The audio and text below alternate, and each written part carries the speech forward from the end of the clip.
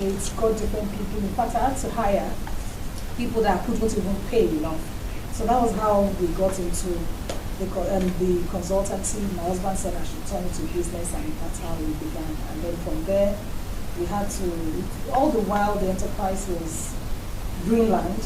So it was at the point of getting the registration and showing that we have it, we found out that it had been picked by someone else, and then we had to change it to the Hive. So that was how the Hive professional services began. And then what we do is we want to just solve problems.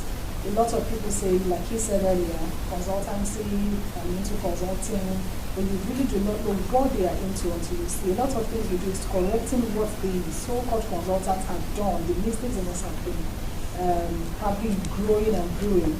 We just go there to fix it, and to go with the glory, be able to recommend. Tell us about structure and ownership after my question. Structure and ownership. What do you mean structure, please, precisely? Well, I think we discussed that on this platform.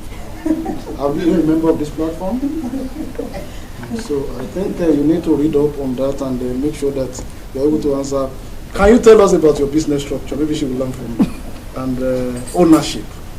So that I think we are going to be on the same page. Ownership of Almas. Ownership. The type of document you have. Okay, we have NAFDAC certification. Do you have a CSA incorporation? Yes, we have CSA. Is it a limited liability company? It's a limited liability. No, it's enterprise, an enterprise. Why an enterprise? That's what we register with CSA. We know, but there will be a reason for that decision. It's not a crime to have an enterprise. We are trying to get point out of what we are discussing. It's not bad. Why do you choose an enterprise when you know you can even do limited liability? You can, and no, because it's water production. Okay. That's why we the Alaji, is that right? It was basically the ease of getting the certification at that point in time. So we had the limited liability company. We got us to bring it on and set it. Okay. And starting all over again to build liability would make it a little bit cumbersome. So we felt the one that would use it. And especially at a point in time when we needed that certification for us to get another administration. Good. So it was just because of a need to have a name, and then you need to make progress. More technically, there could be reasons because of tax, because of many things that you could choose what you need to register. That's where I'm going. So back to the eyes on structure again. What type of certification do you have? This is enterprise. And it is delivered. So why? Tell us so that we can learn. No, go ahead. Yeah. Why? I don't think I'd like to share that. It's personal. It's deliberate to everybody. Oh, okay, good. Then outside that, do you have, because part of what we need to learn is that if as an enterprise, we could have a number of promoters. Before now, we believe it's a sole proprietorship. They say sole proprietorship. It doesn't mean sole ownership. Do you get it? Sole proprietorship. You are the proprietor. But on the document these days, you could have a list of promoters without any shares. No shares, nothing. But there are a list of some people that are with you and they are promoters. So meaning that in the face of law, they are known to that business. But it's not that they have any shares there or anything, but they join you. Is there anything like that? You are only one on that registration? Yes, on that registration, yes, but for Save Our Schools, Good. we have other promoters. But was it registered as another? Yes, but under the Hive. Okay. Tell us about the Save the Schools. Save Our Schools. Save Our Schools. Is it an NGO? Is it It's what? an NGO. Okay. Save Our Schools, we brought it on board also because a lot of schools wouldn't want to still spend the new one, and they wouldn't want to. They don't have. Some don't have. Some have yet they don't want to spend. Okay. However, we just look at it like most of the schools around, even private schools, all they're interested in is to make the profit. They are actually not after giving the children, Nigerian children, what they are supposed to get. In fact, most of school owners don't even know the right approach, do not know the right methodology, do not know the right even curriculum to choose for themselves. All they do want to say, oh, my friend is making a lot of money from school, I'd like to venture into it as well. Like many other business yes, in so Nigeria. we just feel the best thing is we make it free, Even including driving. Yes, so we partner with a lot of people with the same minds, with the same vision, and then we came together to say, okay, it might just be me pioneering it. However, it's something I can't do alone. this is what we've been discussing as school owners or as educational practitioners. We just have to team up to do this, then we need to solve this problem. So the problem now, we are looking at how we can get to the government. We've written twice to the vice president. Yes, we've not gotten anything. Of course, it's just the beginning. We don't intend to. Maybe you have not used the right courier system. Maybe. To get it, so no problem. We want to see how we can tackle this issue in Nigeria. So as of today now, the consultancy, educational consult is owned solely by you, and the other, what's it called, school is owned by you and some other people. Owned by me, but you not have other people people. working. Tell us about your business funding fund. When you started until today, you know you've been having income and expenditure. So what has been the journey? Because since 2012, we should be talking about 7 years of journey now. So your funding is not going to be the same thing from year 1, year 2, income and all. So tell us, what is the funding trend? You've just mentioned a part of it that yes, you started like just a philanthropist. Then you move on. So are you still a philanthropist so that we give you some? About 4 years. So let us know for the other one that we are actually talking about today, which is ICE consulting stuff. What is the funding trend like? Okay, from the beginning it wasn't easy to fund it. It required a lot, especially when we began the school. Okay, so your seed capital was how much? Just be taking us in figures, because that would be very great to know. Why I'm asking this is that if you are somebody's thinking of starting, you should have a picture. So that is the essence of this learning platform. So don't think, oh, you just become a consultant, I don't have any money and there. So, but people that have passed through it for 7 years should be able to tell us how was it. At the point I get maybe 100 million, I now do it this way. Or no, I don't even have anything. We went this way and we are here today. That's the kind of story. For the higher educational services, it was easy to be that until when we spoke on board. I didn't have my own personal office when I started doing that. It was just the house address I began with until the school came on board and until the teachers training came on board. So the teachers training came on board, that was when we started spending. So for that, where I had to separate it is we didn't have to spend so much money at a time. The first batch of money we had to spend was trying to set up one office at Kabi in partnership with a friend. So I just had to add a little bit to what she had, and then we shared the same space at that time. But initially it was home, and then after home, and then whatever it is goes back to you. It wasn't as if I was paying for any other services. It was services I wasn't investing, except if I have to do printers and the rest. So for the education services, I would say the startup was less than 100,000, which I just used to buy the printers, my laptop, and all of those.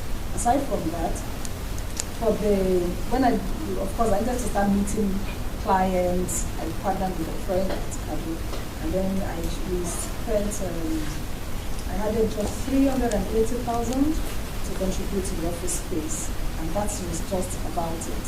The services we were rendering wasn't like spending money, then just on papers, which the office provided within that 380,000 for a period of 2 years. And then when the school came on board, that took a lot of money, and we spent 7.8 million setting up the school with the rent of the building. So it wasn't a building from the back. Okay. So I think that has been the story, but clearly part of what we have seen now is that, yes, for people that are learning, I think of coming to consulting, what she has just told us is that you can actually start from home. Those are the things I can pick from there. Then you can actually leverage on shared offices. So don't think, since I don't have 1 million to rent an office, I can't start. That's just the messages she's passing. Then beyond that, she's mixing two things that are two line of businesses together. The school's supposed to be an independent, they are, but in the funding analysis now, you can see that yes, 7.8 million was mentioned, which went to the school. Possibly, maybe the services that was started with 100,000, 380,000 actually led to giving us 7.8 million worth of investment. Does it make sense? Right. So I'm saying this because people that want to start and think, no, I cannot start without 7.8 million to be like her. Then maybe there are some steps she has made you are missing, and they need to learn. That is the essence of this. Can we learn about your funding trend? What was your seed capital, and after the initial fund you started with, has there been additional funding, and why has those? Okay. When we started in 2009, Good. that was the time we got our NAFDAC registration number. So when we 10 years started, ago. yes, We are going to celebrate this year. Inshallah. Yes. So we have a building, 3-bedroom flats, is our own property. Mhm. So then we bought machines. We started with pure water anyway, sachet water. So that time I cannot say specifically how much we spent, but at least roughly 2 million. Are you the one that spent the money? We are the one that spent the money. Was it documented, or the money was a grant, so that we understand? No. The outlay was 5 million outside and then But she's saying 2 million. Who should we agree with? 5 million. So she's only aware of the contribution. Okay, for setting the record straight, it's 5 million. 5 million. Okay, go ahead, man. So then after some time we got our bottle number 75 cl 75 cl and the dispenser. Okay. So we bought the machine that time. We spent roughly 3 million additional. Roughly hit. So those are the major yes. investments. But now if you want to start the business now, at least minimum of 15 million. So what you are telling us is Start that your 8 sachets, million now bottle water and is making sense to us, because now your current business valuation is 15 million. It's more than More than that. Two things is that, yes, you might be telling us you are not declaring profit, you are not having money, but there has been a growth. Yes. And a value has been added. So meaning that if you are exiting today, you are not exiting as a lost person. Yes. Is that making sense to you? Yes. So Adia, the only thing I will advise you is that every capital injection into the business must be tracked. It is not a loan, or it could be a loan to the business. If you look at it as, okay, it's just coming in and you don't track it, when you want to eventually do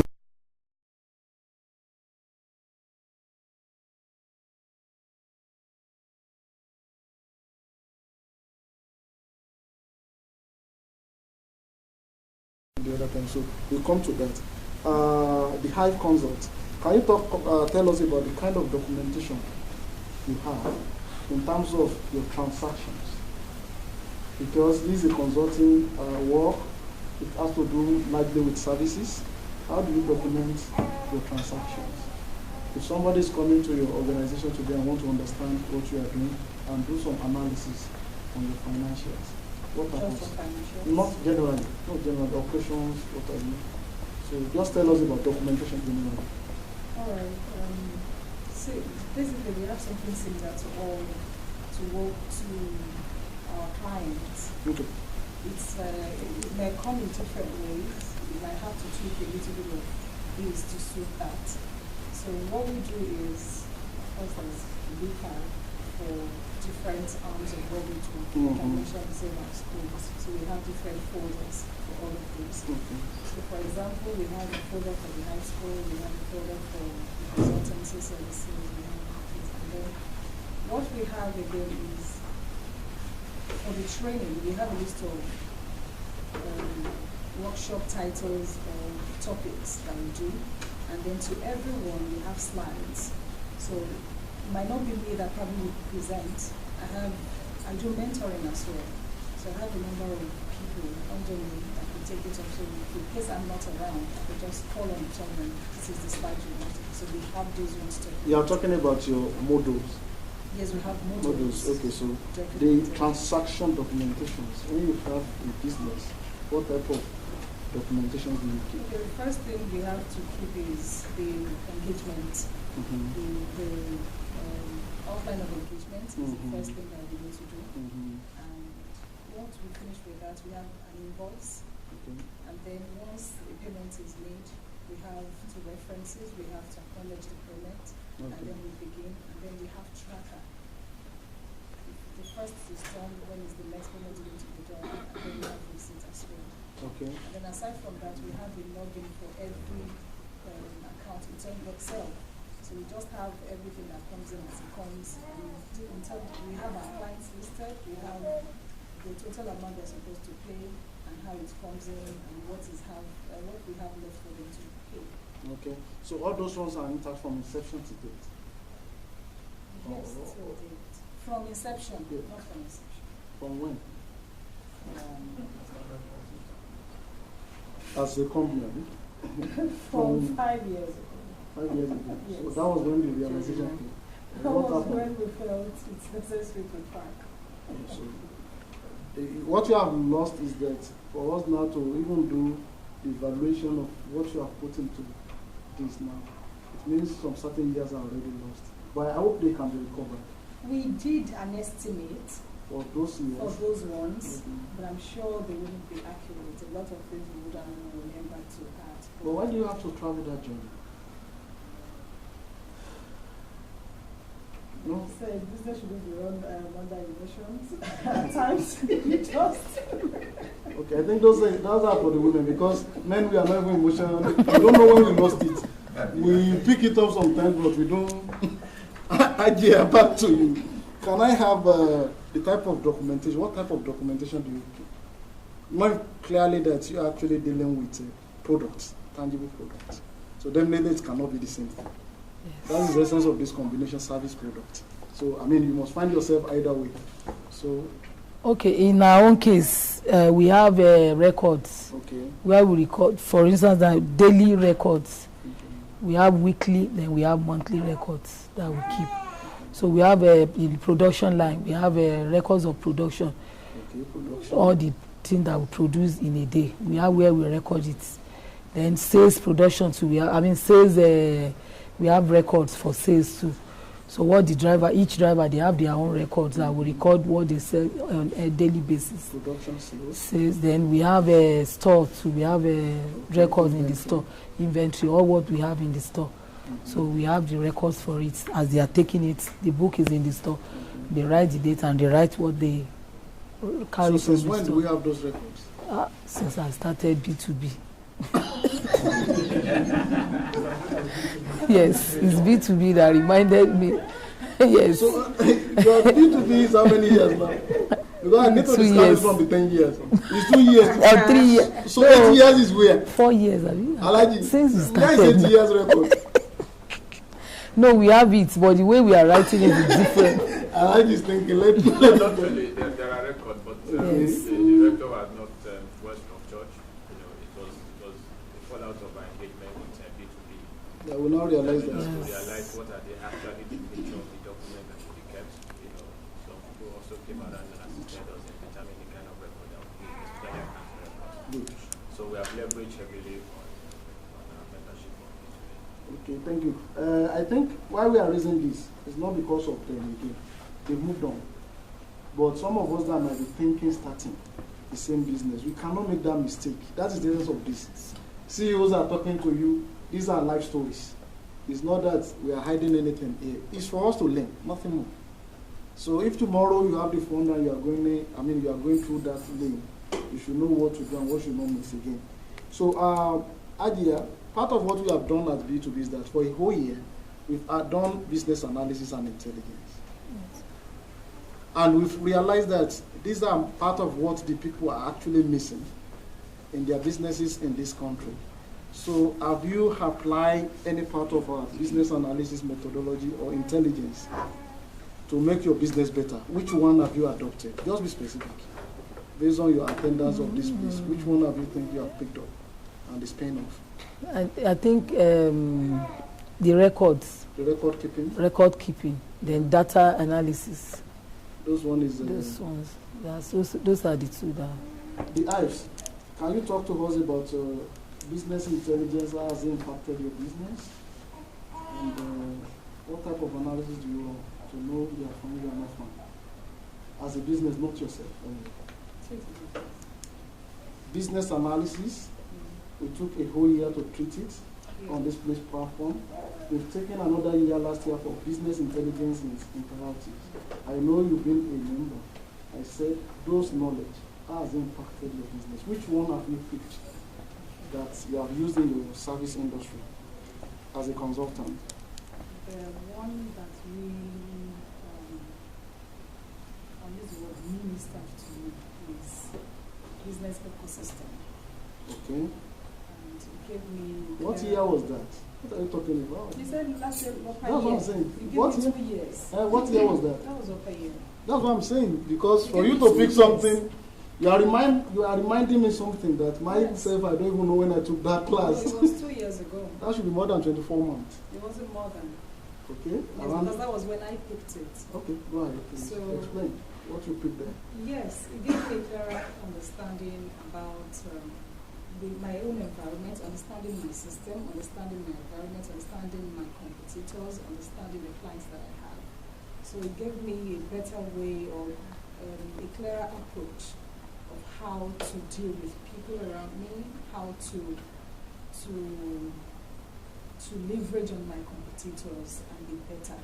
So these are the things I. And is it been working for you? It's worked a whole lot for me because most times when you approach new clients, there are times you get referrals, which is so easy. But if you have to now break ground by meeting new clients on your own, advertising what you do, other people would have been there, they would have done a whole lot of mess that you have to tidy up, and then for them to be able to be convinced that you can give them whatever it is they want, or probably to just assure them that you're not coming to complicate their issues more. It's so difficult, and then we need to understand them. So with that ecosystem module, it really helped with what you have, and I kept it till today. It's always with me. And you never told us. You never told us this secret. I told her that. I don't see you making money in consulting. You don't tell us that you steal something from me. It's okay now. I will collect it back when you are ready to give it back. So we're going to be discussing pricing analytics today, and let us check. We need to do some background check on what you do now. What strategy do you adopt in your pricing? Because a whole lot of it is going to be unveiled today anyway. But for you now, what type of strategy do you adopt in pricing, particularly in service industry? In services industry is quite tricky because for you to give value to your services, it's very tricky. What makes it tricky? What are the issues? What we have is, it depends on your client. Okay. If you meet A and you want to give the services you've given to B, A is let me put them A class and B class. Okay. A is well-to-do, is big in the industry. Probably let's say school, for example, their school is about 200,000 naira per child per term. B is about 35,000 naira per term per child. And if you're talking to A probably would even see the reason you need because the system there is tighter than to A to B. So for A, it's even easier to convince A. A knows what he or she wants from you. But B is looking at you like they are here to ask me for more money. They are here to. Meanwhile, you want to give the same services to the two of them. So by the time you need to give to A and you are trying to give the same thing to B, it becomes a bit challenging. Okay. Because B is even looking at you like, I might even do without it. Of course, it's not necessary, but A is seeing it, it's necessary. So for you to now give the same pricing that you're giving to A and you want to give it to B, that will not come to play in the first place. And then if B eventually meets A and says, oh, this is the amount I got it. So you have to be diplomatic and be sure of what do you think is the problem that is making the service industry look like this in Nigeria? Challenging, yes, you agree. Pricing. So where do you expect the standard to come from? Where's the missing link? Is I think our system, government or not government, general government, but our, for example, maybe the ministry under the respective areas. So no standard practice, that's what you are saying? For products, Agia, your pricing strategy, how do you come into say, okay, this is the cost of this in your business? Because people mention the price, then you join them, or how does it work? We look at the cost of producing water. Okay. So that was when we started putting our own price. Then when we look at other people too, their own price, some the same thing with our own, some is even lesser than our own, but we still maintain our own standard and we maintain our own price and we have our own customer. Have you been using price to conquer your competitors or to outplay your competitors? Have you? Because I know that sector is very sensitive. At a point in time, we have to do that because most of them now they sell at a very, very cheaper price because of the season, because we are in the low season now. So, but in our own case, we still maintain what we are selling during off season Okay. So Tell us your unique success story. When you got to that point, you just get happy and say, no, I'm happy doing this. Just one. eh? The quality of our product is amazing. We have succeeded in starving over competition over a long period of time. Indeed, part of the fallout is also that we were able to do some market analysis and impact. So to the extent that at least within our neighborhood, we know that we take more than 65% of the market, and outside the neighborhood, we have even been engaging the other markets. At least we can say if we go to FHA, which is even outside the borders of our neighborhood, we still have more than 25% of the market. And essentially, it's the quality of our product. Some people leave, they come back. Like the way you are talking is not the same time the way you are talking the last time you people came here. What have been the secret? Because you are telling me data now. I mean, what's going on? That's what I'm saying. You are here. People are changing on this level. What's going on, Alaji? Yes, you know, the CEO said something about the product line. She also said something about the purification method. Okay. Our system is one of the best in the industry. Mm-hmm. And that's the reason why we did a special product for a company, and they didn't come back for a whole year, and the water is still good. A whole year. Bottled water, we kept it for them for over a year because it's an association. They wanted to do the annual association, whatever, and they couldn't take all of it. The following year, they came back, their water was still there. Very good.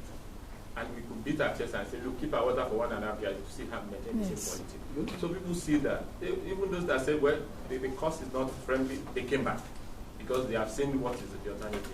But you have not answered my question. Yes. You started rolling out data.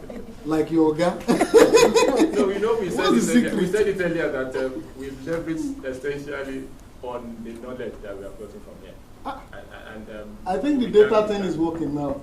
I'm very comfortable talking to you now. You can engage anybody when you are rolling out those data, and you know your market share. If you are doing a business and what you are telling me is that I assume you have sold 20, in fact, talking in percentages is more logical to any good business person. So I think at least I'm feeling you. I'm inspired. We are going through more than 3 cycles of NAFDAC verification. Good. And that is saying a lot in our line of business. Yes. Oh, that's you know, you can have it now and lose it at the next cycle. We've been able to sustain it for more than 3 cycles. And we have even gotten additional certifications. Like you said, we started from sachet water. Now we move on to 75 CL. Now we even have 50 and 35. CL. Which are new product lines. I challenge her on something. I think we are going to talk about it later. Yes. Let's get back to you. Tell us about your unique success story. 7 years at a stretch, consulting in education, good, bad, and ugly. So what is that unique success story that you know, okay, this one I need to continue doing this? Yes, it's... Just one. I know there could be many. Yes. The number one. It's giving a school or setting up a school at Jaji Cantonment. Okay. Katina. Okay. It's a place where they don't really have anything, and the way it began, it was then when we were doing the social enterprise. I was able to begin it without anybody's fund, without any help from anyone. Just started it, and it was when I left, I was called back that what I did, they liked it, they wanted to continue it, and a number of generals put me together, and then we just did it perfectly well, and today this still standing. Oh, that's a good one. So you still remember that any day, anytime, and it kept you going. The time, I can see, because there are a lot of things to talk about. I will cancel like 3, 4, 5 questions that I have for you and come back to my audience so that I can take a bit of your comments, question and answer for the 2 of them. When we were on, the people from, my people from the Institute of Mentoring of Nigeria, Chartered Institute of Mentoring, they came in, 3 of them, and I know the DGs among them, they've listened to part of what we are spoken about. Let me just give you a smart catch-up on what we are discussing. It's a peer review section where people tell us the real life story of their businesses. We have a lot of CEOs of this platform. We give 2 people per month an opportunity. Maybe a time we look at different sectors that are far wide, so you'll not be talking about the same thing. But on your own side, it's for you to look at it. I'm not in that sector. I'm critical about that sector. Bottom line, we want a situation whereby by Monday there's improvement in their business. We are clear about that. So we are open to advices, questions, comments, anything you might think of about that business. We don't restrict anything here. If you need to look at their face and say, no, you are not doing that one very well, this is a better way of doing it. So now I've been asking them questions for about 40 minutes. So and I need to leave it. It's supposed to be 30 minutes, but they didn't allow me. I don't know when it's 40 minutes. They told me a lot of things. So I'll be counting now for people that might have questions for them. I'm going to count once. Then we are going to ask them questions, comments. You can criticize them, you can advise them, then we move on. So I'm counting now. 1, 2, 3, 4, 5. For now, 5. The rule is this. When you ask your question, let us know who you are directing it to. Between the two of them, then we can know exactly what you are trying to do. So I call number 3. 3. Do you know your number? That's the way we do here. We want to know maybe you are here or not. We call number 3. Number 3. Okay, gone. Gone. Okay. Number 2. Mine is going to be comments and perhaps maybe kind of a comment and maybe a question.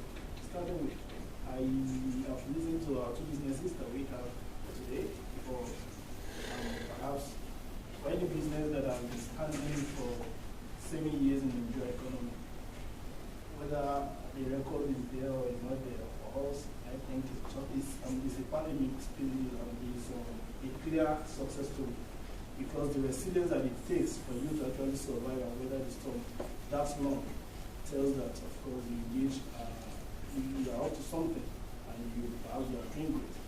Now, what I have discovered personally in my own course of doing business and interacting with business as well in India, that I would like to chip in for the benefit of all of us here today, is the fact that when we're setting up our businesses, and maybe we could begin to imagine, as I say, there are things, I think at the point of business that there's actually no way you can cut corners, really, especially when it comes to certain costs. When you're setting up your equipment, setting up your machinery, and especially when it comes to engaging your personnel, there are some prices that you actually need to pay. There's some money that you need to invest to actually attract some talent that will give you results. And some of the businesses, the previous experience we've had in the past is that perhaps we think this guy seems to be too expensive for my business now, or this equipment seems to be too much expensive now, let me go the other way. And we come back to realize that the alternative is actually not good enough for us. Instead, when we are trying to save a penny, we lose a lot. So I think for every business owners, if we are going to do anything, let us face it and do it right. Okay. That's very key. Now, the other thing I want to ask you about the Almas water is that, okay, you are actually using equipment, and I believe this equipment actually have their own salvage value and their perhaps lifespan. Do you have any approach as to how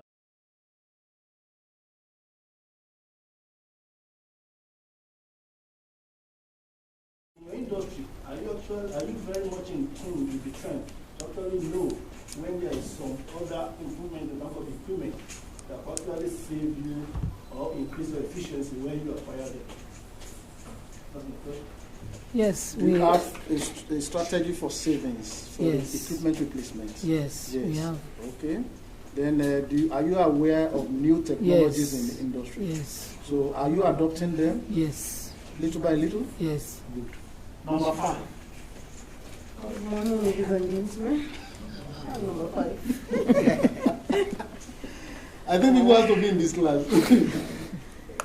My question goes to the Hive. I can't really get the name of the Hive. Hive. HIV. Okay. Thank you very much for taking us as far as that. But what I noticed while you're actually giving your presentation, I want to ask, do you actually have a means of getting feedback from some of those schools that you have actually trained? But you only told us about this Kaduna on. But for all other ones, do you always have means of getting back to them? Okay, this is where we left you. What have you gained from us? Do you have anything like that in place? That is my question for you. Then for Hamas, yes, for the quality of the water, I can testify to this. But I didn't even know that you have gone as far as that 10 years. The advice I want to give them, are you having it in place? Because I was fortunate to be somewhere about 2 months back now. Then I was not sure that, oh, this was actually producing their bottle themselves. I'm just seeing for the first time. They have some, it's just like test tube. But by the time we got to the uniform, I just saw that, so they blow it and the bottle. So I don't really know whether you have something like that. And if you don't actually have something like that, the 10 years anniversary, are you thinking of actually changing the shape and some other thing of your bottle like that, something of that nature, the branding sort of? We have plans to be blowing our own bottle in the next few months. And we are planning to buy our question is that what is going to be significant at 10? Yeah. Let me put it that way. Alaji, Yeah. what is going to be significant at 10? What are we using to mark 10? Yesterday we had an engagement. You are not there, but I think SON certificate, inshallah. you are going to take that one off, because for me I can see some cool line of making more money around this system that we can actually explore. We discussed it. You are talking about the capital. Capital should not be a challenge. Should not be a challenge. A member of main corps. And if it's not that, there are not big capital that I want to believe that we cannot raise. So you should know that on the platform, if it makes an economic sense, we can do it. Yes. Because what I've seen from my engagement with her yesterday was that you are in a crowded environment now. Can we pull ourselves out after 10 years and have a small niche? So though we are staying in this crowd, but we do 20% in the crowd and 80% outside. And she has actually identified part of those places we can move on to. So where we have almost maybe 4 or 5 people playing in that sector in the whole of the FCT. So I think we are going to consider that going forward. So that might be significant for the next S-Corp that we are starting, because for me a decade is a complete S-Corp. We are also trying to do a complete evaluation and appraisal of what we have done in the past few years. Okay. We are conscious of the fact that technology and obsolescence are setting in. We are conscious of the fact that environmentalists are really asking that there shouldn't be bottle. We are so conscious of the fact that some countries in Africa have banned the usage of bottles. So we are conscious of the fact that it is not going to be too long before that will come to Nigeria. So we are looking at options. We are looking at a turnaround and a change in the process. So part of it is what she just mentioned. We're also trying to see how can we diversify to some areas that are not too far-fetched from the major processes. So we felt 10 years would be a most appropriate period to do that kind of evaluation for that projection. Makes sense. Sounds good.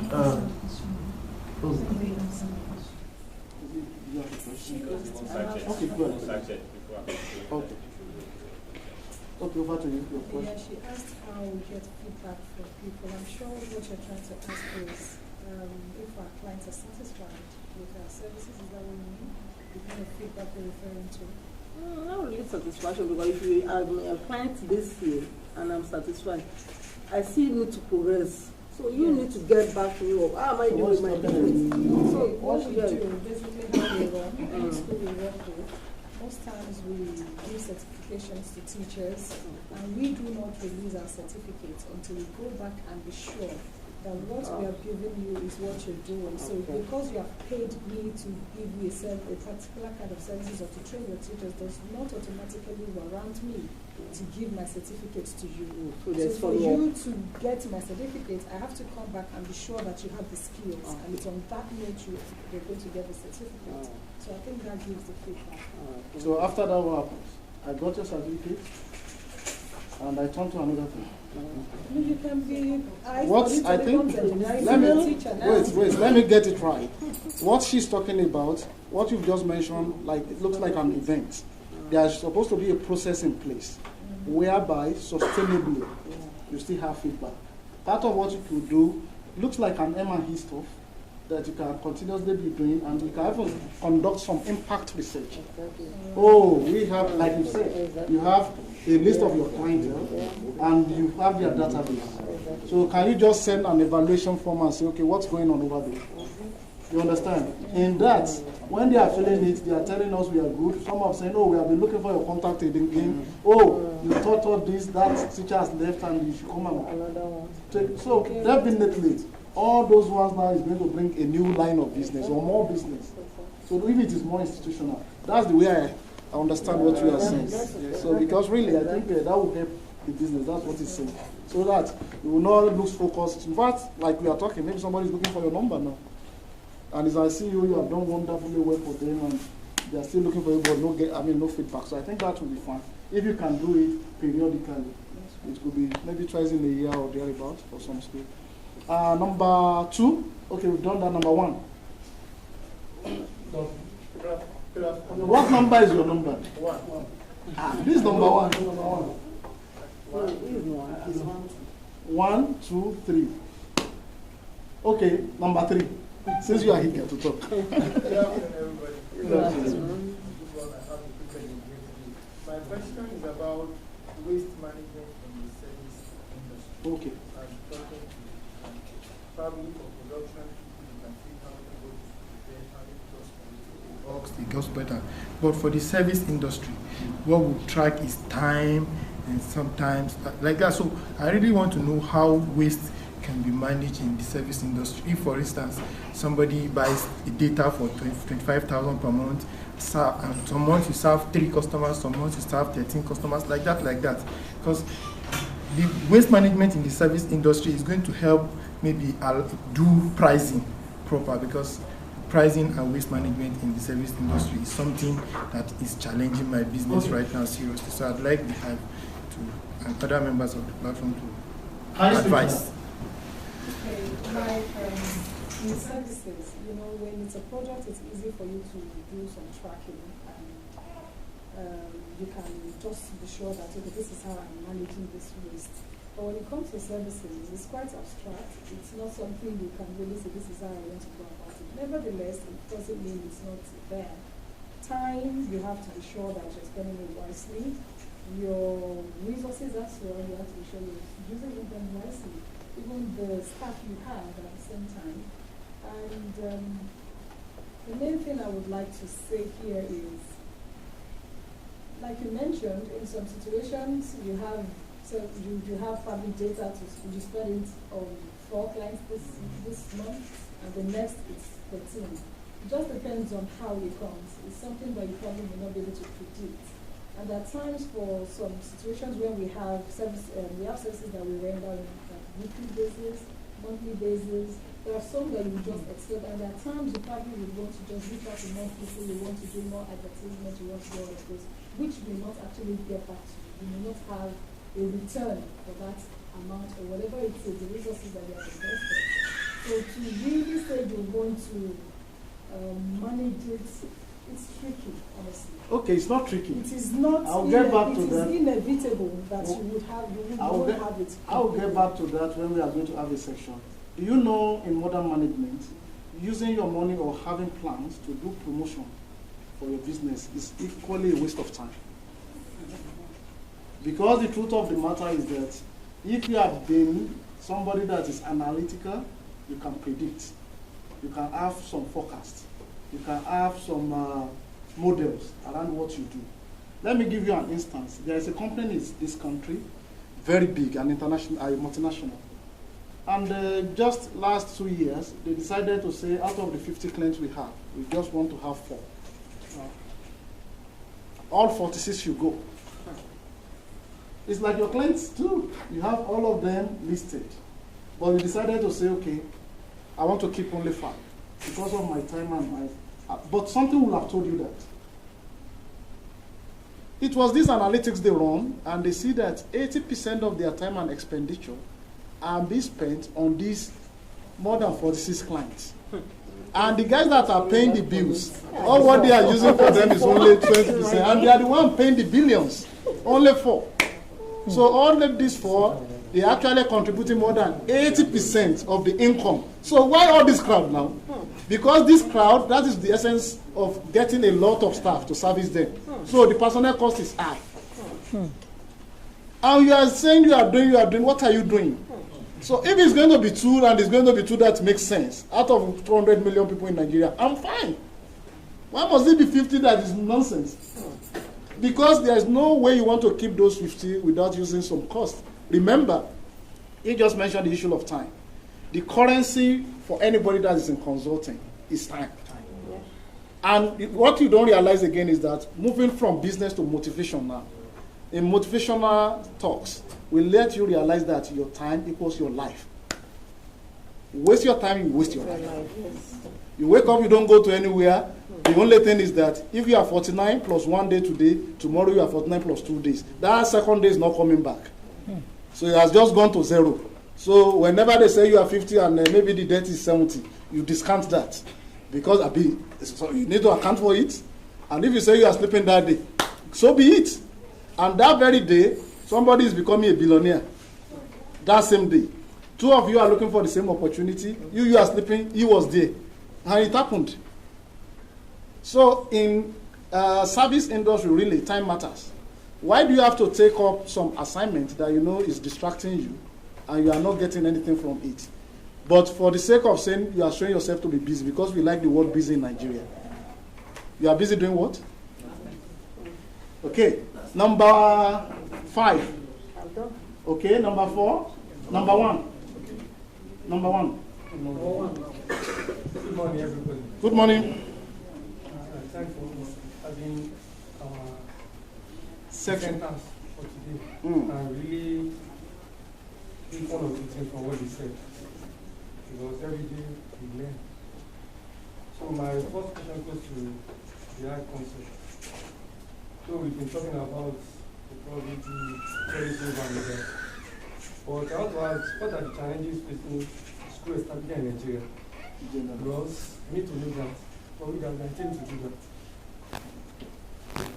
What should do what you don't do? My second question goes to Alma's daughter.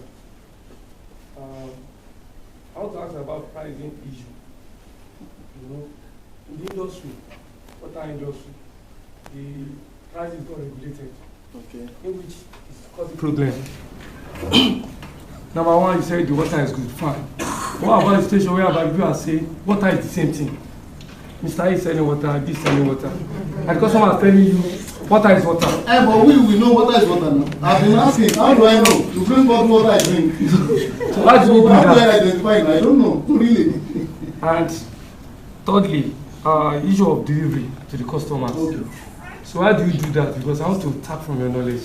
Maybe I'm to water production too. Maybe I'm making a mistake, but I need to correct myself. Whatever I like to do. Anyway, So do you know him? I know him. Okay. Smooth in Lagos. Yes. So they came in from Lagos and they're having water industry. So maybe something is new in Abuja. That's what he's talking about when it comes to delivery, and so that I can adopt it and use it in Lagos. I should answer my own first. Are you set? Go ahead. All right. If I get it clearly, the question is problems facing school establishments in Nigeria. I think it's a bit cumbersome. First of all, we don't have the right people in place. The kind of people we have in place are obsolete, and they don't want to change, and they want to remain in the system. A lot of things that have been going on, I think, are encouraged by the government. We have a lot of programs. It is very easy to set up that way. All you just need to do is get your place where you want to use, furnish it, do whatever you want to do. But standards, do we have it in the UK or in every other country? You want to send them to school? To a child, to a particular age, you have specification of space. They will tell you in square meters. That a child of 3 years needs 2.3 square meters in the class. So depending on the space you have, it's going to take only 4 children. You know this space is meant for 4 children. In Nigeria, we don't have that children at all. So once you just have your building, if you want to follow the trend, you just have your building, you put chairs and tables. All they just ask you is you should be certified with maybe PGDE, a postgraduate diploma in education, shows you read NC the end.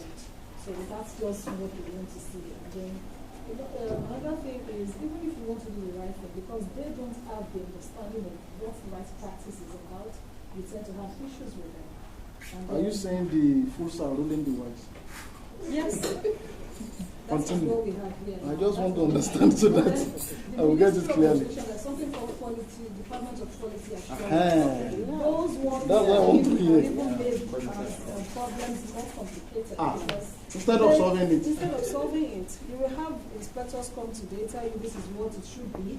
Another team will come, they will write what those ones have said and said, no, that is wrong, this is how it should be. And above them all, if you just bribe them, they will stress you. When they come, they might not even look at anything, sit somewhere, give them money, they might not do anything, and just leave. So it's hunger problem. So these are the Food, things. easy food are here today. You are listening. There's a lot of people you need to give food to. So if you want to establish, I think it's very easy to establish. Do anything you like, and then you get away with it. But if you want to do the right thing, then you need to fight. Okay. Ajia, to you. Okay. The first question is about price.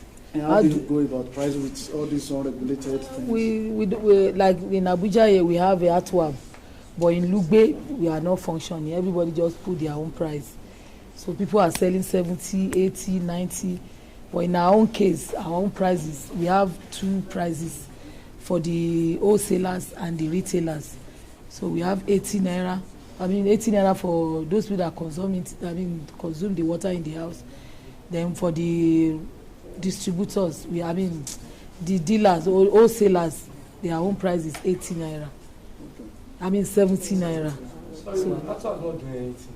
They are not to say this. In Abuja, they are not functioning. They said they are there, but they are not functioning. Just put your where you like in our own estate now. There's another factory that just opened 2 months ago, and it started selling 60 naira, 65 naira, and the driver told me that okay, Ajia, maybe we should change. I said no, we are not going to change our price.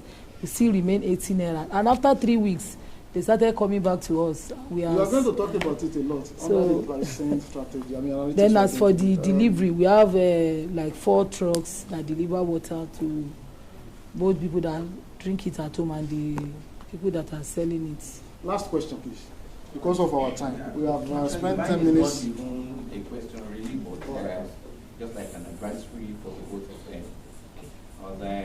Actually, Nigerian culture, I see that sometimes we do business just because we want to make money. We don't really want to do the business because we want our children to earn from it, probably in terms of securing employment from it, and then seeing it grow beyond us after we have it. So, and that's the basis of the business structure you have to write at the right time. So business structure is what determines the future of the business, the success, the control of the business. So if you're applying a business, precisely for those that are in the production company, so since your business is in production, you are buying some facilities or resources, you are putting them down, which have a lifespan even more than our lifespan. So definitely, if you are looking at your business structure, you need to, if you start with a sole proprietor, for instance, being you taking all the risk of the business, then you need to start looking at outside the box, probably looking at partnership, looking at changing the business master from sole proprietorship to partnership and moving to limited from all these things has advantage and disadvantage.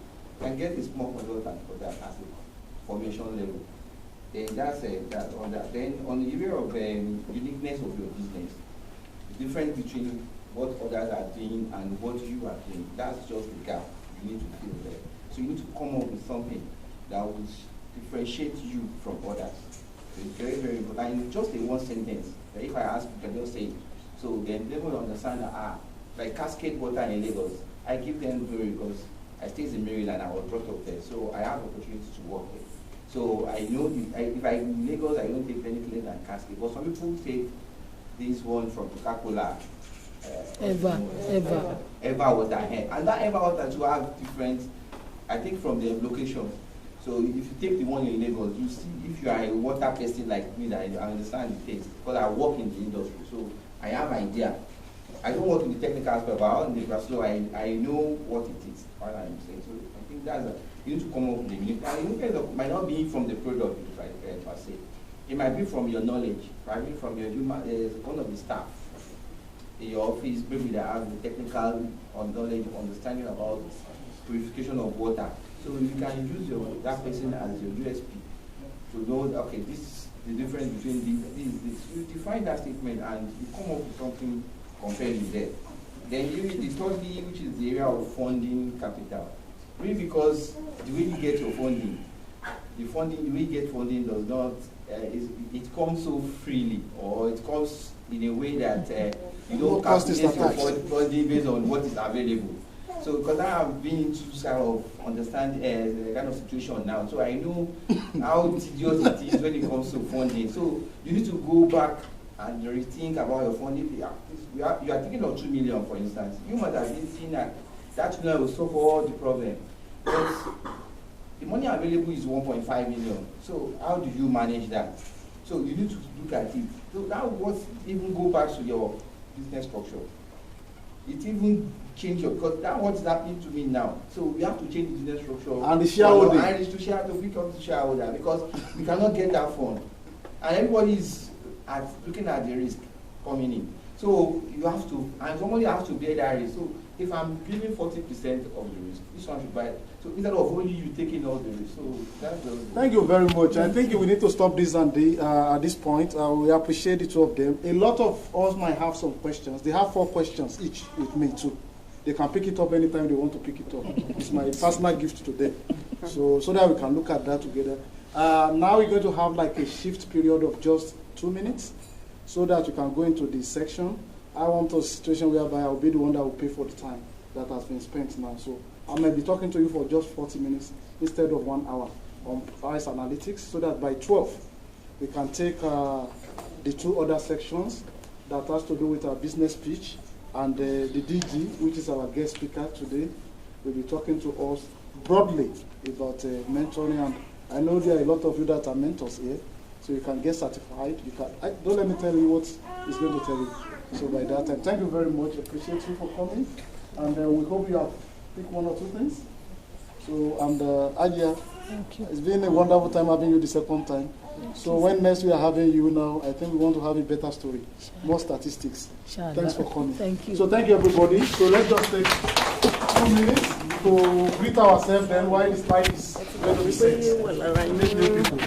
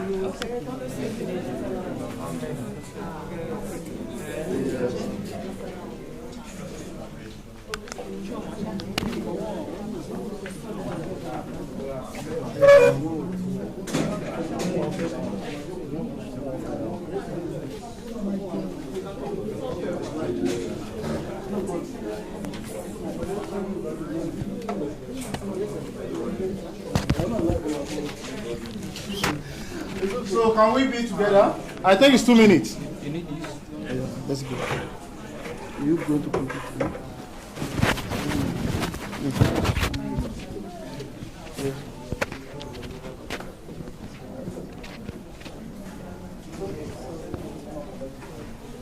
I should put it inside the post.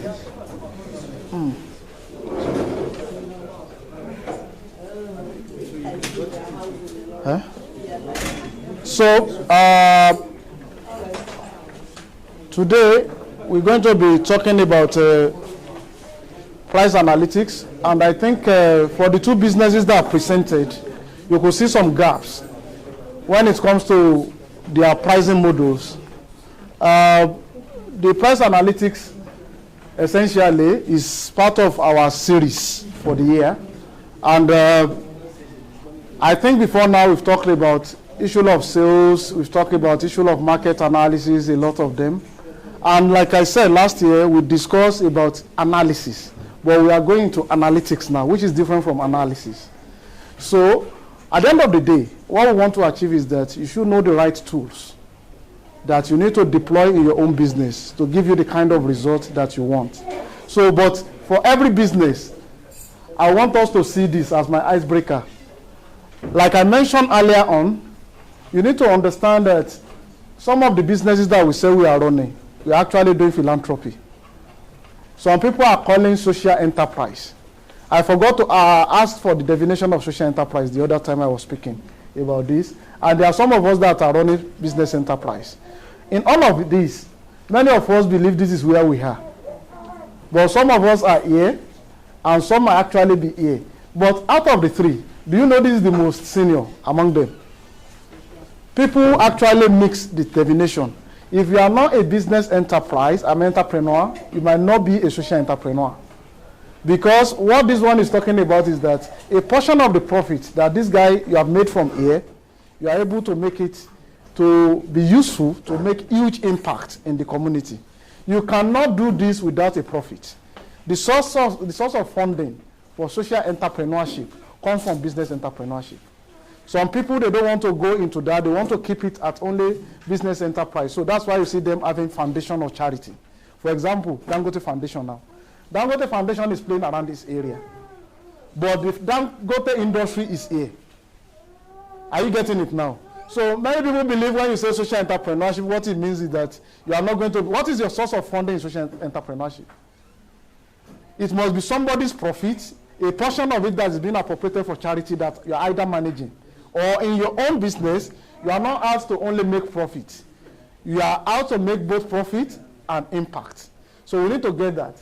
Then the third one, the fourth one I don't put here, which is not normal anyway, but it's normal in Nigeria, is the public enterprise. Some people, they look at what they do in government offices and come and apply it here. So, and there's going to be a problem because the methodology of government is different. Government is not out, public fund is not out to make profit. It's to be spent.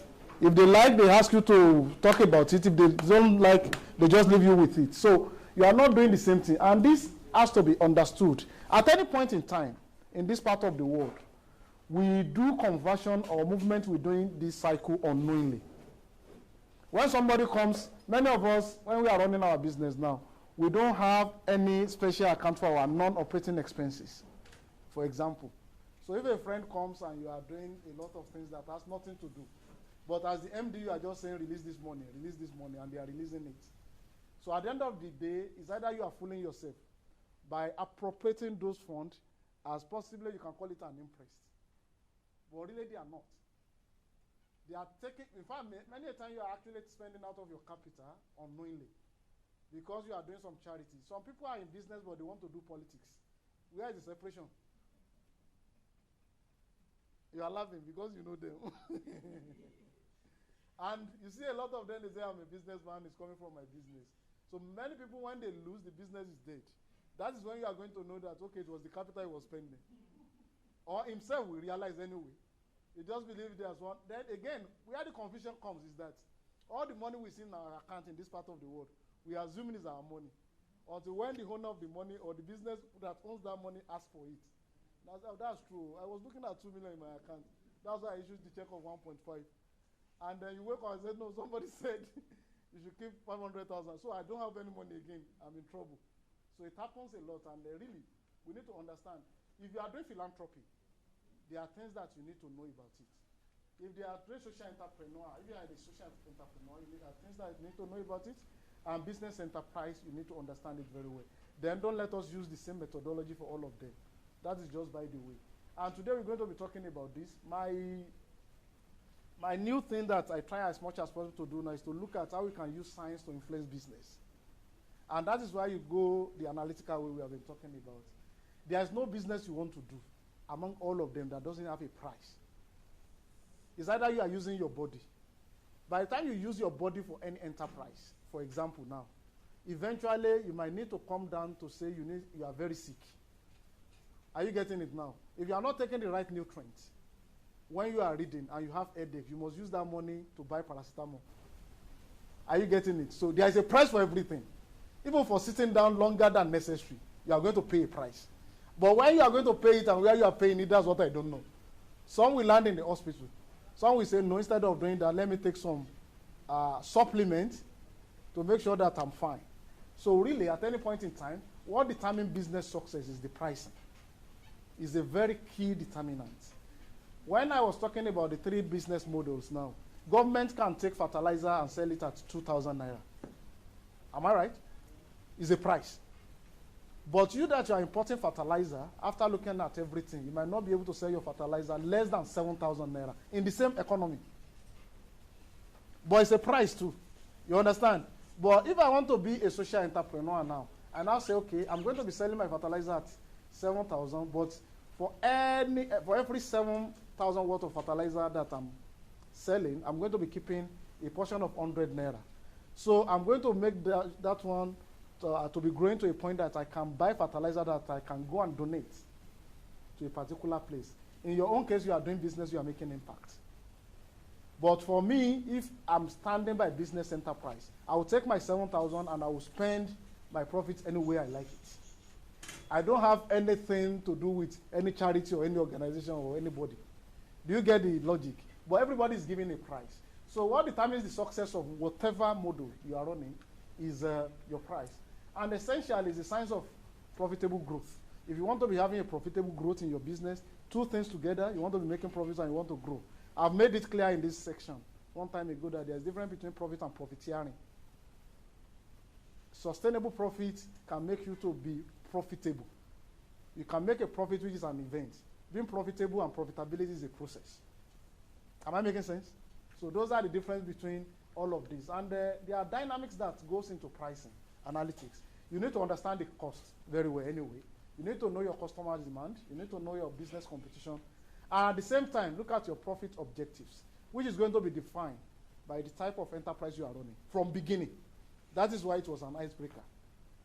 If you don't get it right, what you are doing from beginning, then you're going to mix it up.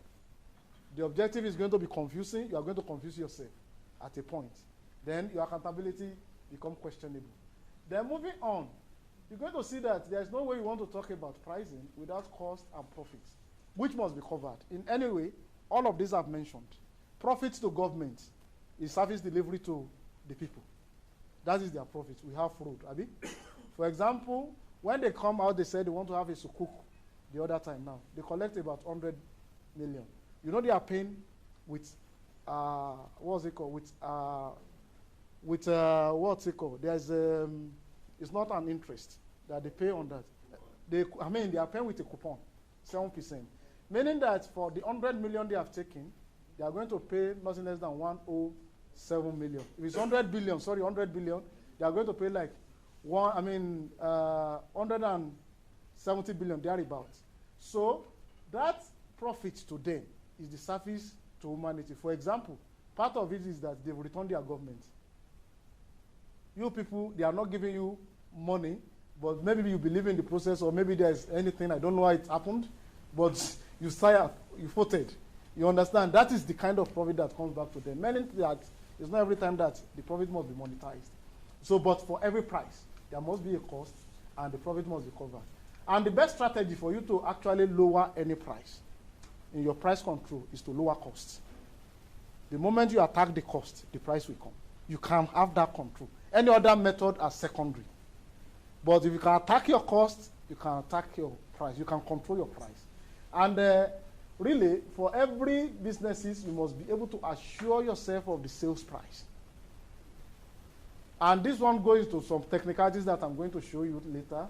And for your business analysis, when you are doing your cash flow, treat your profit as a fixed cost. Remember, like he mentioned, if you are having a fund that is at a cost, there must be a return on investment. Even if somebody is bootstrapping, somebody has given you money, husband to a wife, if you don't treat a portion of whatever you are selling to say 1% profit must be on this, you are going to be in trouble. Or you are going to assume that everything is fine. My income is huge, but the profit component is going to be missing completely. So treat it as a fixed cost. And there are components of the course that are very important that we need to learn about. Cost markdown. There is a lot of markdown in your work. Shortages, damage mechanics. You are going to have issue of employee discounts because you can look at a very, you impressed me this month. Instead of 50,000, I'm paying you 70,000. You understand? It's not in that payroll. But the money is coming out somewhere. That 20,000 of this one look beautiful. He has been doing, our guy just want to do beautiful gear to her. You understand? It happens now. Am I right? Why are you doing like you are a saint? You know now. And this one has been very, whenever I call him, 6 o'clock is here. But it's not on the payroll, have you? And you have instructed your accountant, just pay him 10,000. What for? Don't worry. Why do you have to ask? You can't even ask him now. You can't ask the boss. It's the boss. So we do a lot of that here. In other clients, there's no way. And it's going to solve our problem when, okay, where is the consultancy woman? She has left. So that's why they don't usually pick out the right information sometimes. In the US, I just want to give her an analogy. For everything that you do in the US, you are being paid per hour. Your hour has a cascade of what is to be delivered. If you like, you work from home. And that is the challenge we have in the service industry in Nigeria. For example, the last time I was there, I was having an interview. They told me for this interview, this is going to be the X amount of money. I'm going to pay you. The interview is going to be online. It's going to be on phone. I know the total amount of dollars of credit I need to use. You understand? And we are going to be talking to you for 1 hour. Pick a time that you like. If you are doing this one at 6 a.m. in the morning, this is the dollar amount. If you agree that we should do it by 2 p.m., this is the dollar. If you want to do it by 11 p.m. in night, this is the dollar. Because all other people that you are going to be talking to, they are in different time zones across the world. So if we are paying you this, and you are taking this time, all of us will be on this time, on the same time zone. Everybody will be awake. Then this is your fee. We will appreciate that. But if you are taking odd hour, your price is coming down. And I look at it. I pick 11 p.m. Why? Why do I pick 11 p.m.? Guys in Africa will have woken up because that's the highest price anyway. That's the highest cost they can pay me. I look at it and say, no, you paid this dollar now. I can even sleep 12 a.m. in Nigeria. What am I doing? Am I watching 12? So I look at it. Africa is awake. Part of Asia, they are just waking up. And I say, okay, let me go in for the interview. But from beginning, it's a sealed deal. Because they will tell you, if you are taking 1 hour, if we are talking to you for 1 hour, what are they paying for? Information. Then if you are in different states in the United States, for example, some states, I think the minimum they do now is like $11 per hour. When you get to another state, based on statistics and data we have been talking about, each state are different from each other. And that is why you have a very high rate of job mobility in the US. You see somebody in Arkansas, he can tell you that this state is paying $12,000 or $12.5 dollars per hour. So I got a similar job in New York City, and it's $15.5 per hour. So I'm moving to, because he has done his calculation, looking at housing, his transportation, everything, it pays him more and he moves. In fact, it could be the company that you are working for that will move you. In essence, we have two issues in this country. Our professional bodies are not helping. Those are the people that are supposed to standardize. What does a consultant take per hour on XYZ job? It's a big lot of job.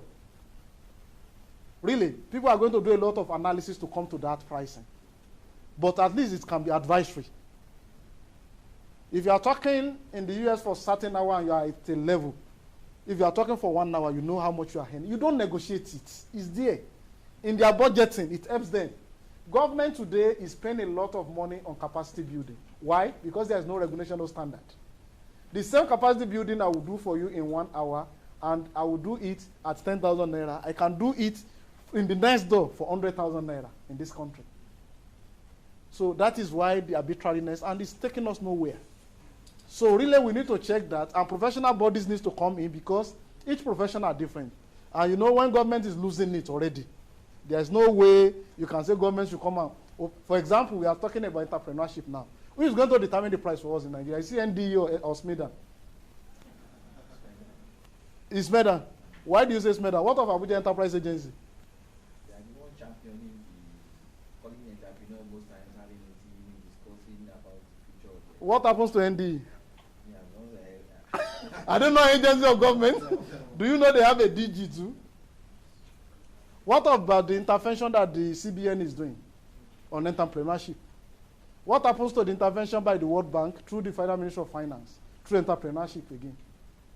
What about many associations and many bodies on entrepreneurship in Nigeria? What's there? So who is going to determine what?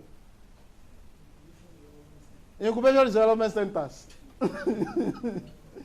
So that is why you get it messy, and that was why I want to say some of us, the message to mentoring institutes now is that for mentors, when they define you as a mentor, what do you supposed to take as per hour?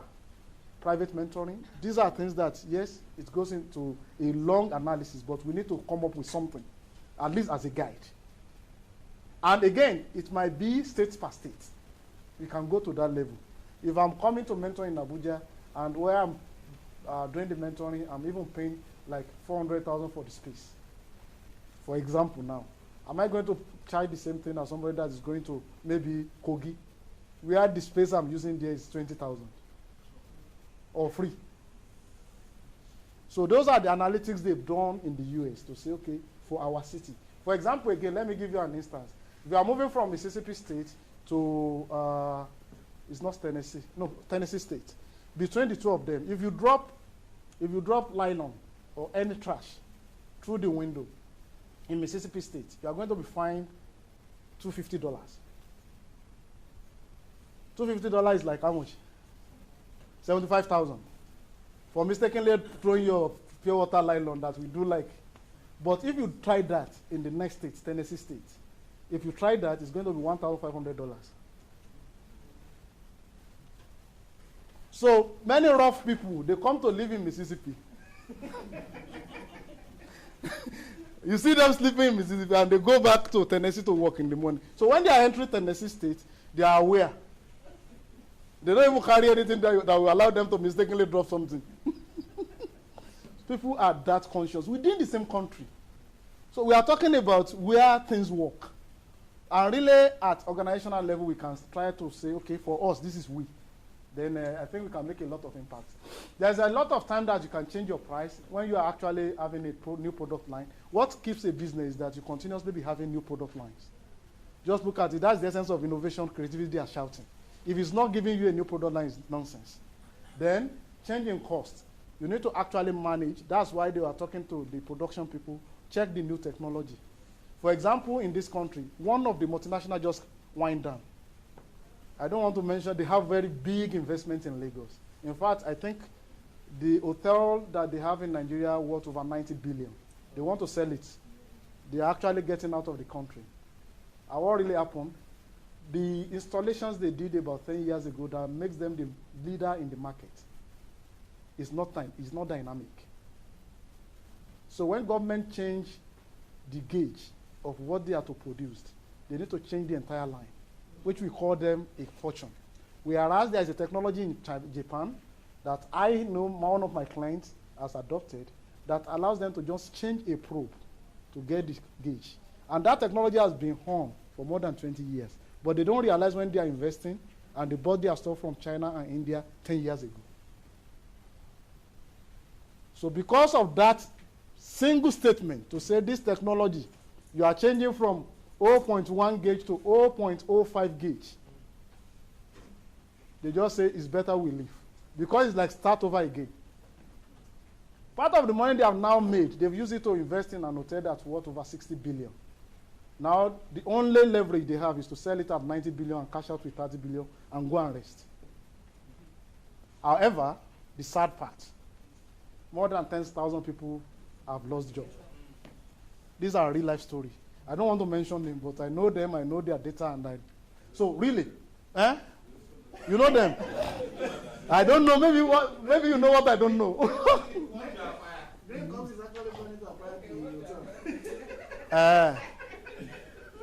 So acquisition, no problem.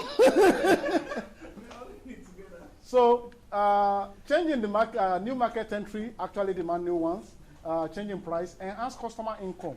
In Nigeria, the only thing that can tell you the truth about this is property market in Abuja. What is the situation of property market in Abuja 5 years ago and now? 10 years ago and now? Jonathan time and Buhari time. Just analyze yourself. It's telling you something.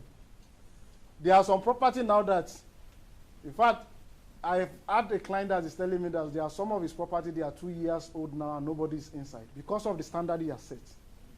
All his property, do you know who took all his property? He has more than 10, 20 in Abuja.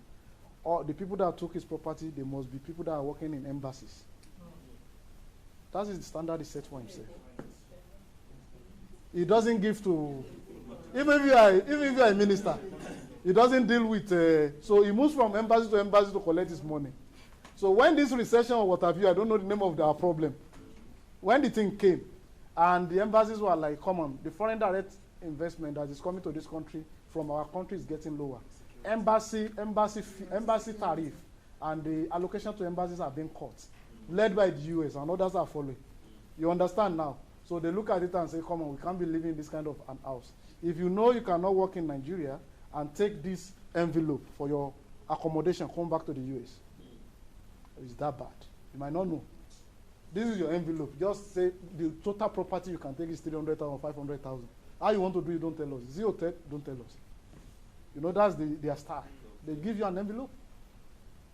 If you now say that envelope is good enough for you, fine.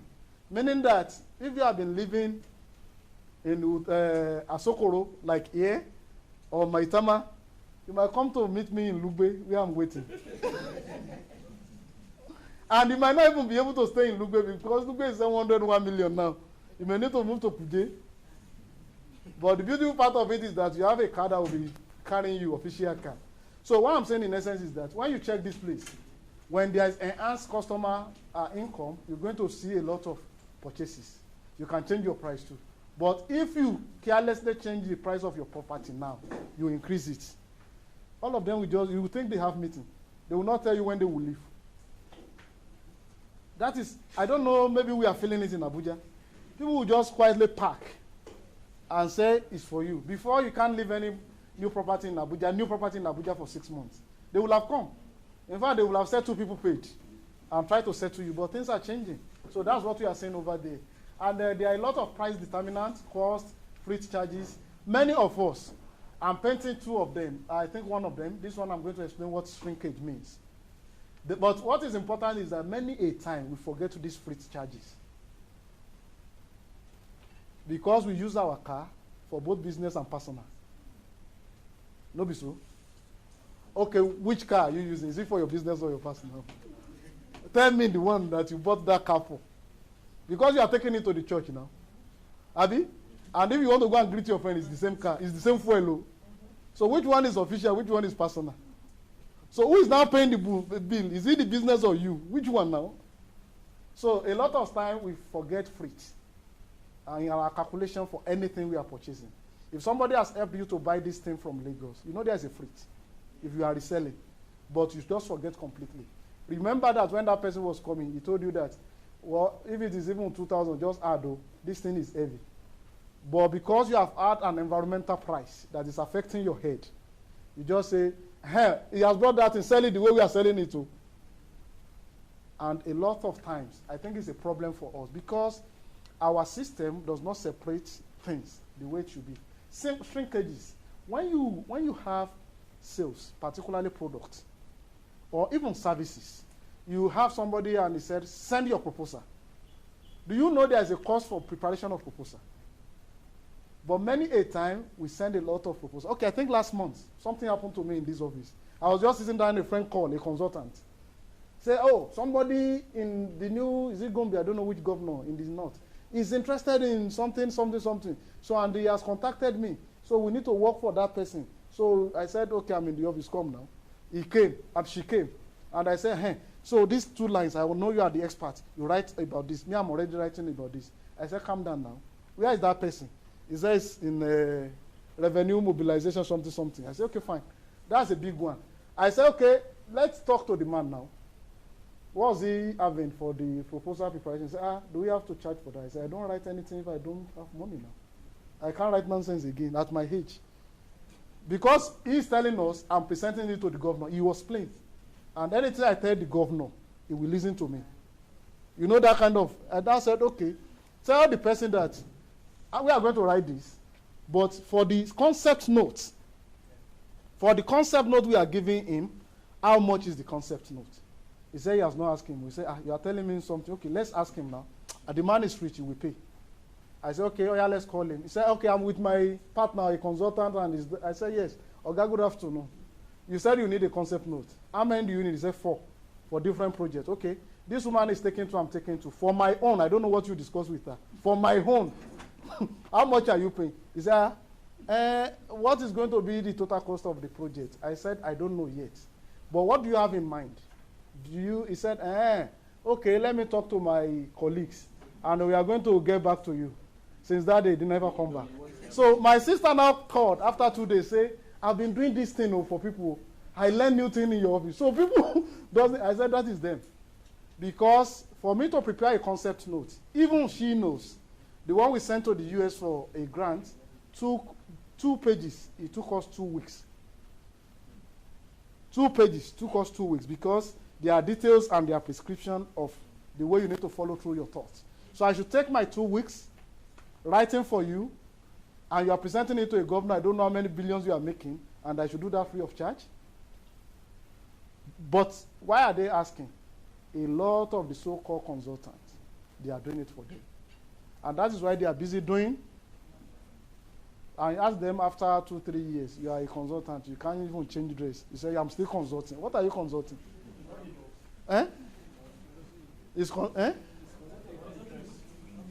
Okay, they said somebody can be consulting about the kind of dress you want to change to. So anyway, shrinkages, what does it mean? Like I explained to you, when you do that kind of a thing, you are already shrinking. For product, when you send a product and they return it, it's shrinkage. Many of us does not value it. Because that product was defective, somebody said he doesn't like it, he doesn't even have the understanding before it's bought.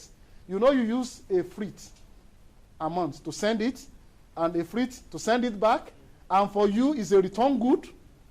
So many of us, we doesn't consider this.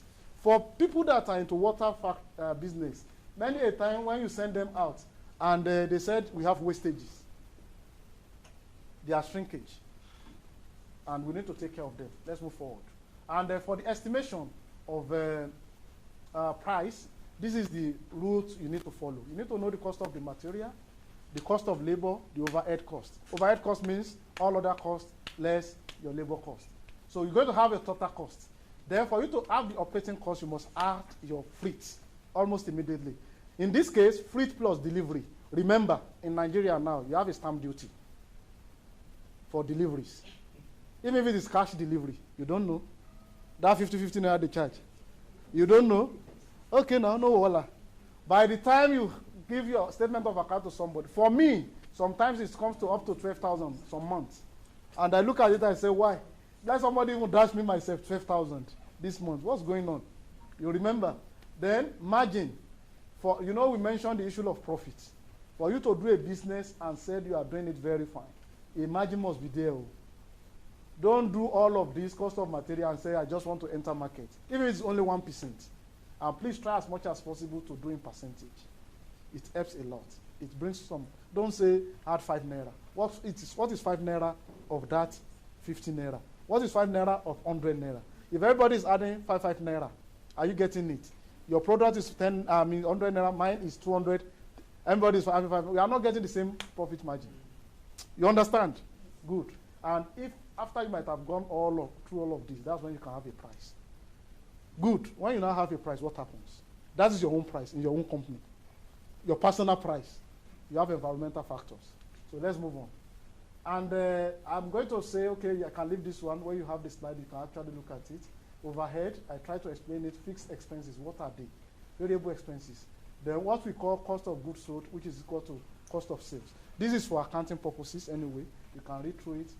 And like I mentioned, you can see manufacture plus freight and delivery. So these are just read up. Then price strategy, you're going to be talking about maximization of profit. Any strategy you are putting in place that is not going to maximize your profit is not a good strategy. Are you getting it? Remember, we are running a business enterprise. Am I right? Or is it charity? They say it's all joint. No. But if it's all joint, that is the confusion. Oh. Let us know we will do one now. In fact, you can call us, we can come and help you to separate them. So this all joint is not a way to go. Let this one be business. Let this one be philanthropy. In fact, you can retire as the chairman of the business and become the chairman of the philanthropy. We allow you to sit down there. But don't come here. Because this one must feed this one. Because if you are not making profit, this guy is going to be sick. So you cannot be saying you have not made a profit. And that's the problem in this country. A lot of time we spend money that we have not earned. We have not earned that money. Because until when a transaction is completed, that is what is earned. At the middle of the transaction, even if you have sent a cloth from Abuja to Lagos, it's not delivered. Don't spend the money. But the money has entered has been in your account since Monday. By now, when you ask of that money, the money is no more there. Now the guy got to Kogi, he said they had an accident and the thing is spoiled. What do you do? Beg. Can they beg you and you accept? That is my question. Can somebody beg you a good worth 2 million? And something just happened on the road, he started begging. Anyway, we like to beg you. In this country, if somebody just eats your car. In the US, you don't do that. Or in Europe, when it happens, you just say, okay, where is your card? You call insurance. The insurance tells you, that will take you like, just not pretty much. Just do $2,000. So where is your card? You say, I'm sorry. Sorry for what now? Are you sorry for the car or what has happened? Swipe your card and go away. What is beg now? Because I'm working for money. You are working for money. What is sorry? Sorry is a pity, is a very wrong. In fact, they don't usually use it. They use sorry many a time for black people. And they look at the way you are behaving and they just, no, it's a sorry case. Sorry. But for them, really, really, sincerely, it's not because of any pride or anything. If it happens, you will bring your card yourself. He doesn't need to argue with you. Because if it happens to him, he will do the same. It's not a matter of begging. No begging now. There is a crime committed. There is a damage. Somebody needs to pay. The government is not paying.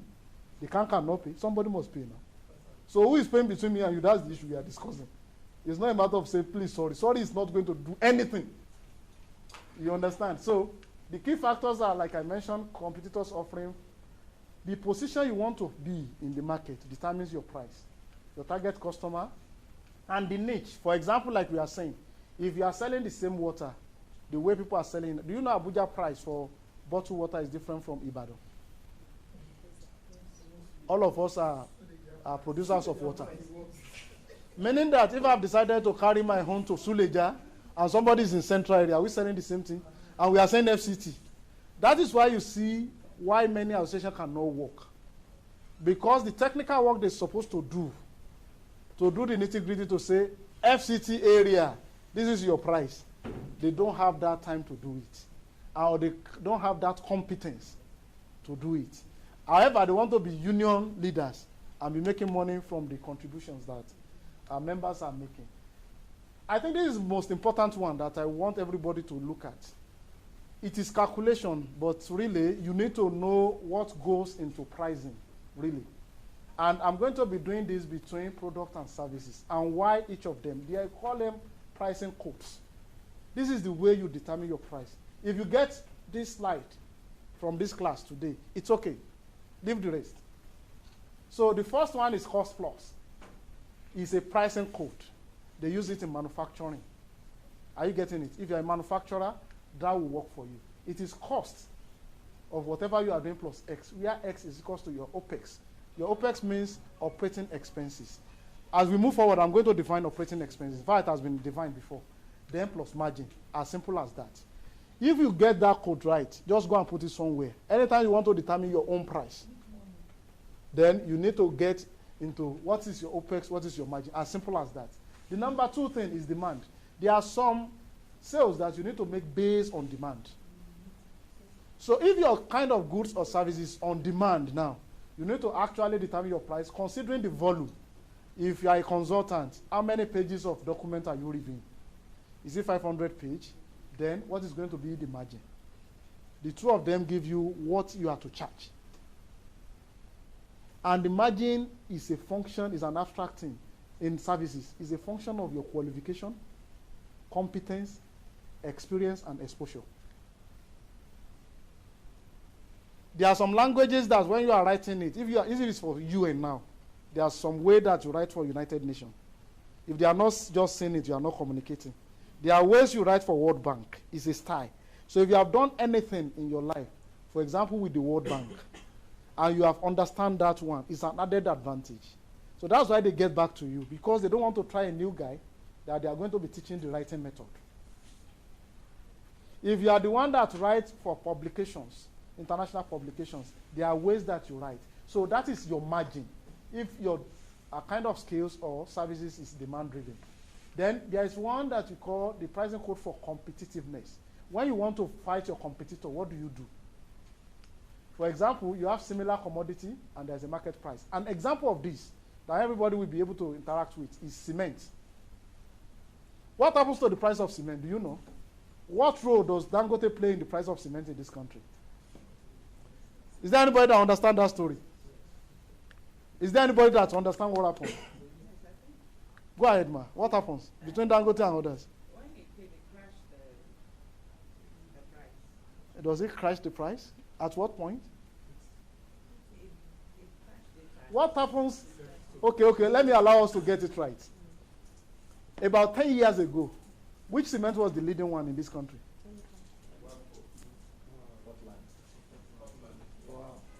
Portland is relevant. No? What happens to them? Which one is leading today? So what happens? He met them there now. He met them there. No. Yes, market share. What does he do to take over? They have they have the same thing. So what happens? What does he do? The strategy he used to finish all of them is pricing. He allows them to say this is the cost and we have standardized. And he has said, okay, we are just a new market entrant. Can we work together? By then they were telling him, because they are the market leader, it's like somebody coming today to outplay Dangote too. You know you need to first go and negotiate. Say, Oga, you are the one. But you are telling me, he told you no, we are the leader of this and this is what we have been doing. We produce this cement at 1,000 and our margin on each bag is 500 naira. But I'm a market new entrant. What can I do? Can I be selling 1,450? You say no.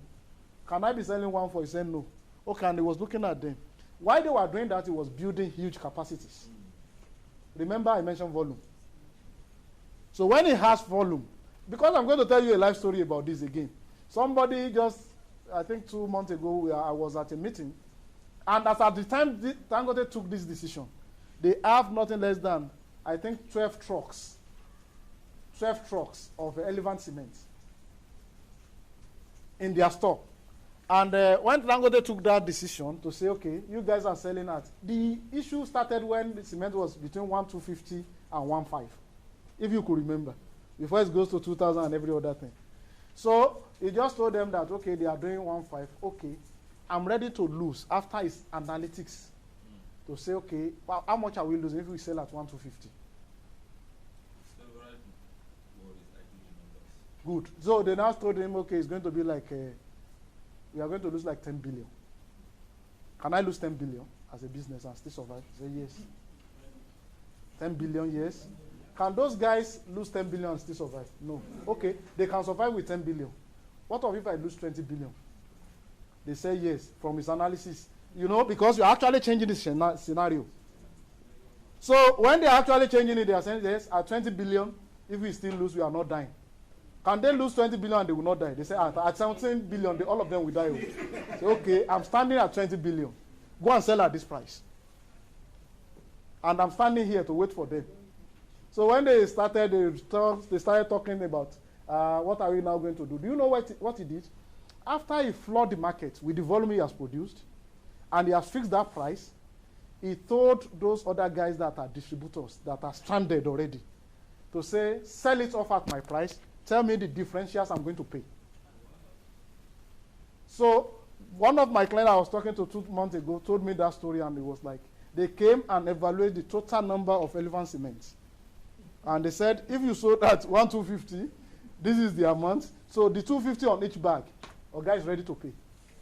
I think you need to connect. So that was what he did. And immediately he do that, now he's the market leader. And all of them come to say, Oga, how much do we sell now?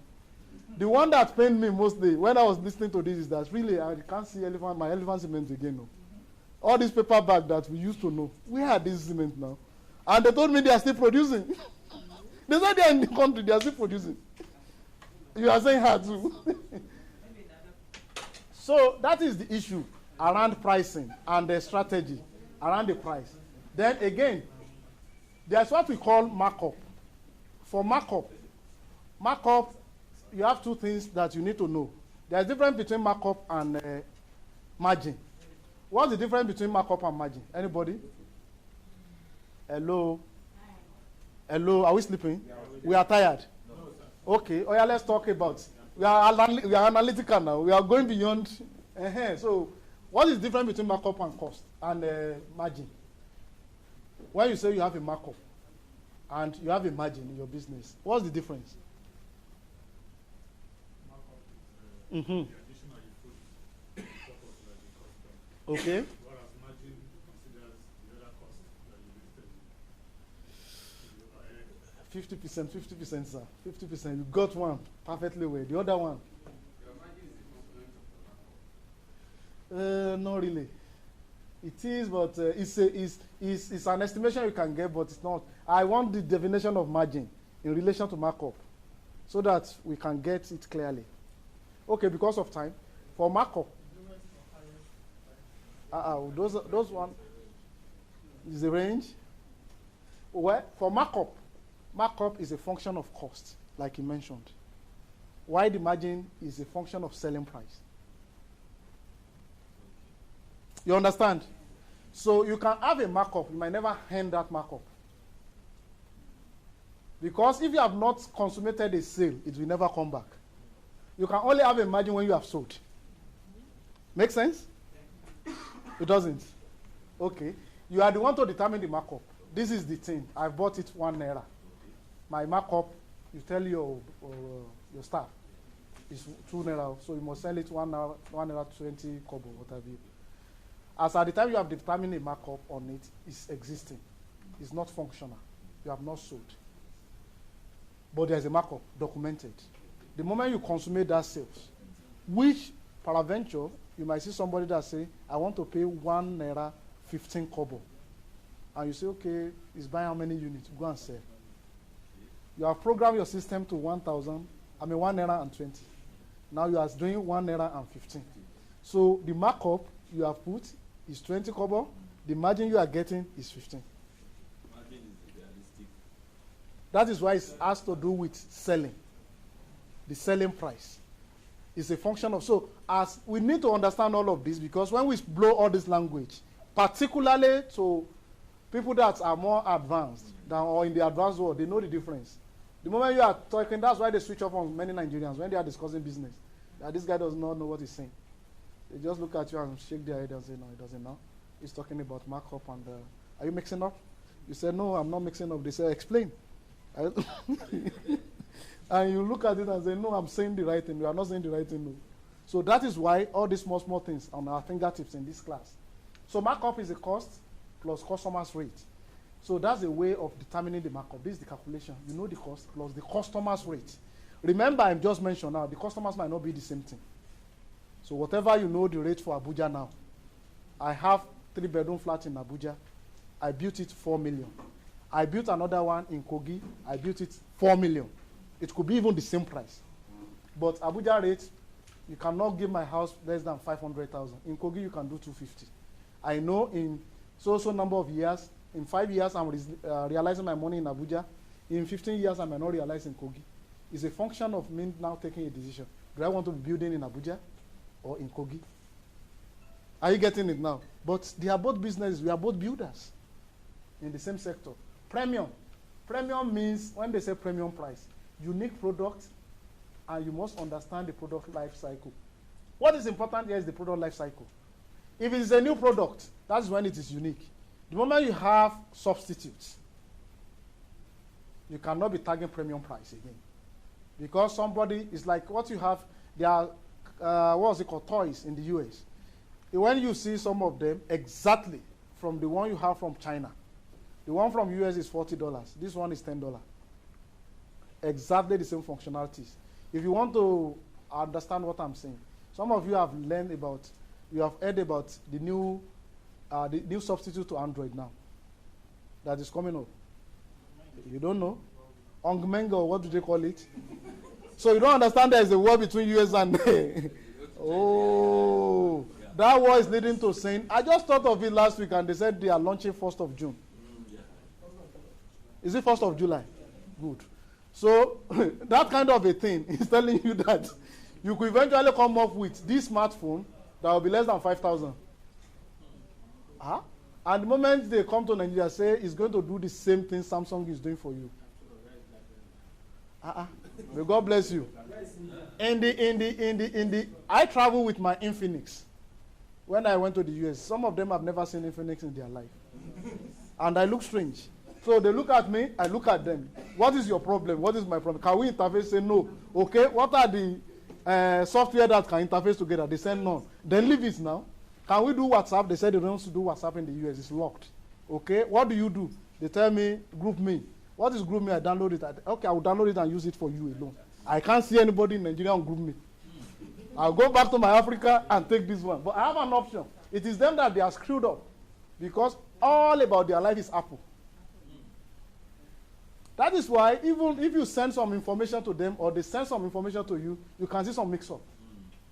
You can say, I cannot be able to download it. They wonder, what is wrong with this person? They never know your operating system. In fact, they don't use all this Samsung everything, Galaxy. Maybe they use the tab to take some pictures. They don't even believe any phone is as sensitive. But these days now, with this augment that these guys are bringing, by the time they hit Africa, and people are already waiting that I cannot be buying phone for 100,000 after all. And the functionalities, because Africans, we don't even, what concerns us about name? When Infinix come, now we. If it is Techno, now we. If you say, It is a matter of price. And really, the bottom line is that I'm doing volume, I'm making money. You are doing your Apple, and okay, sorry, I don't bring that slide. Maybe next class. Apple has fallen to number 3 or 4 now. Yeah.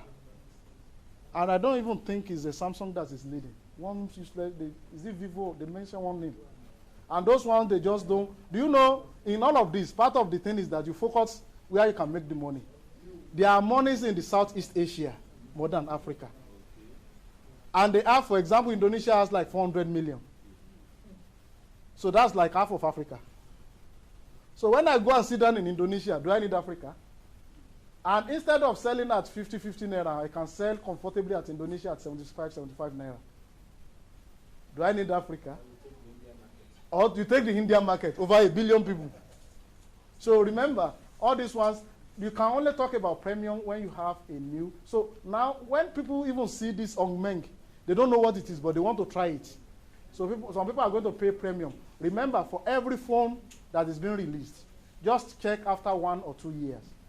Look at the price that it was sold that time. The same thing, you can do it in your product line. If I'm actually innovating something now, I can target anything. Because I know you look around, you can't find an alternative, you come back to me. Don't use premium price when you know you have substitutes. You are going to remain there. That's the message. Again, market penetration. You need to go with low price, and this is going to be temporary. That's what I said Dangote did. It was at a loss of over 10 billion, over 20 billion, but he said we can survive it. After all, what if we take a loan? Can't we pay interest up to 20 billion? And that is a fortune for some 1 million people. If there's a 10 billion here, and you have some 1 million people, they can start life. You agree with me? You agree with me?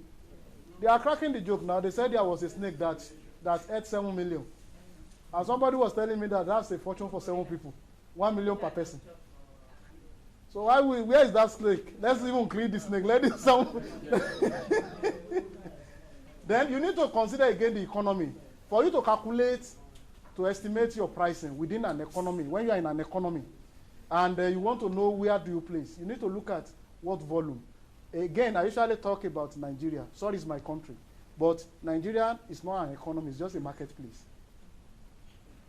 Because there are parameters for economic measurement now. So where are your parameters? Which GDP? You agree that your GDP is a product of illusory data. So that is why World Bank will tell you your GDP. Nigerian Bureau of Statistics will say another one. Another organization will say, UN will even look at you and say, IMF will tell you, AFDB will tell you another thing. And you look confused too. And sometimes that's why you see when they say, Baba said they are talking over his head, when they bring different 5-7 driven GDP, which one will he believe now? But whichever way, for economy, if you want to determine, you need to look at the volume and many products line. These people that actually does this are the people in the supermarket, ShopRite. Abi? Low price, you can believe. They come with a lot of large volume, many product line, and that is why they can determine their price. They are going to knock you out with volume. They can knock you out with many product line. When you are going to any supermarket now, you want to go and buy toothpaste. It's only there you can see 10 different ones. So if you have 100 naira, maybe you are going to see. Are you getting it now? But if you are a small shop, you have 2 product lines, can you compete? You understand? Then there's what we call a skimming price. This one is very high and it's at introductory stage. It's actually similar to premium, but it's a bit different. Premium is more sustainable, while skimming price is only for you to skim into the market. Scare some people away. Are you getting it now? When you bring in some new computer or some new phones now, and people in high class just believe, the ladies believe, this is the time to reign. This phone, I think they mentioned one now that has just come out. They said one of the celebrities just bought it. It's flashing it around. Eh? X? S10. Apple, Abi? They mentioned one Apple that one of them. Me, I don't know, because I'm not a celebrity anyway. I don't know. Who is the one that bought it now? Because they said one is flaunting it.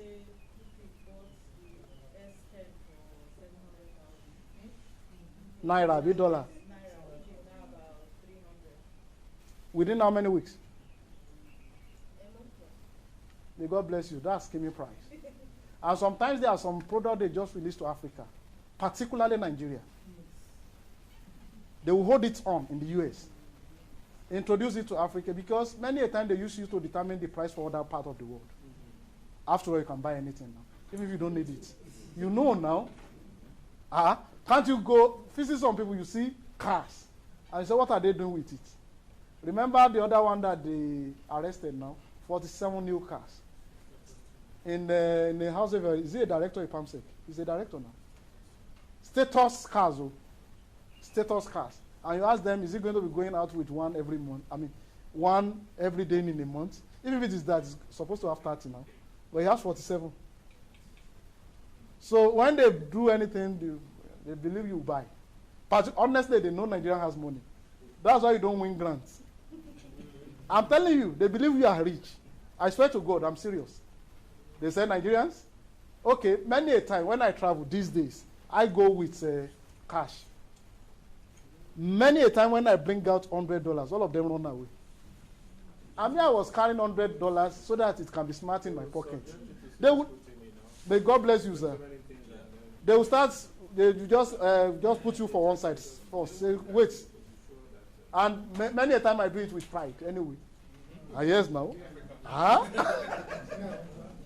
I will not do it with pride. What is it? After all, I know I got this one from CBN. They stamp it in the bank. I have it. So what is my problem? I know they carry fake dollar. I will now wait.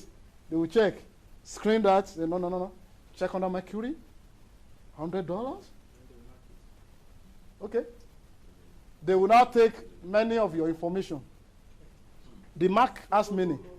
They will mark it can change. Or maybe it's going to change to snake. We don't know. Or it's going to change color. He's an African man.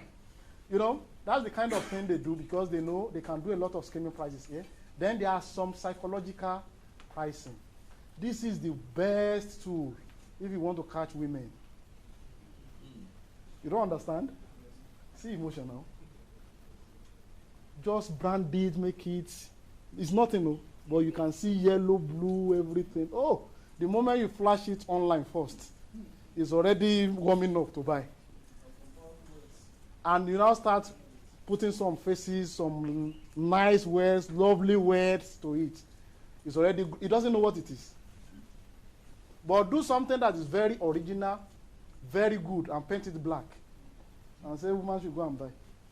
You say, black? The thing cannot be good from beginning. How will it be black now? Who will use it? But this thing is quality. And that is why we are a bit different. So if you, no matter what you are selling, if you put an emotion and the first figure on the price tag, this one let me explain to you. What happens is that when you see anything that they wrote, for example in dollars, they write $1.99. The research worldwide has told us that many people are going to buy more of it in excess of 75% than when you put the same tag as $2. But it happens to you now.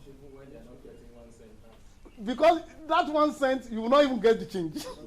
Remember, when you go to anywhere now, even including all these supermarkets, and they say this one is 2,999. You know they are already using it. It's 3,000. No? 2,999. And you see another one 3,000. The first figure, that first figure is telling you something. They say, I bought it 2,000 plus. But really it's only 1 naira. And who is going to give you 1 naira? So you can use this one in your business too. When you tag, it makes a lot of sense. Psychology, people does not know how it happens, but it happens that way. Then bundle, that has to do with perception and complementary. In bundle, for example, if you want to go to a restaurant now, what they firstly give you in other part of the world is that, do you want some introductory stuffs? You can't be sitting down anywhere outside Nigeria that they will not offer you water for free. And some drinks. All those ones is part of your bill. You don't know new. You just don't know, but at least they are making you comfortable to say, I can sit down. So comfortably you can pay your bills. So when you are doing anything in bundle, it must be complementary. The one we understand in this country is data. When you are buying a data and they say this one is 2,000 naira, it's going to be 2 gig plus 1.5 gig that you are going to use in the night when they know you are going to be sleeping. But you will buy now. And they buy it too now. But they are selling. That is the bottom line. Can we implement all of this? There's no way you want to run your business and you will not see anyone that will be useful for you. That's why it's painful that the woman that is doing consultancy has left. There are ways that consultancy people can be and understand this principle to know what to be. So if you have all of this, I think you have made this class. Let me just wrap up. So we're going to be talking about price analysis, and when we are going to be doing any analysis in your price, look at purchasing power versus market price. You can plot that one on X and Y axis. It's going to give you a comparison that is good. Nothing more than that. Even if that is the only one you can do. It's going to give you a signal about what you are doing. That is purchasing power of people versus market size, where you are playing. Oh, only we have 180 million people that can use this product. And this is the average purchasing power of people. People want to be buying things of 200 naira. You can now look at how many millions. Are you getting it now? It tells you something. Market segmentation versus market target strategy. In segmentation, you are going to have high net worth. There are some people where you want to go and meet them. You know it can take you 1 day to see that particular man. But if he's buying, you have made your profit for 3 months. So is it not better to go and wait 2 days there? As the CEO, what are you waiting for now? You carry your pillow and go and sleep there. A night before. So the man can come out and he can just say, go and supply.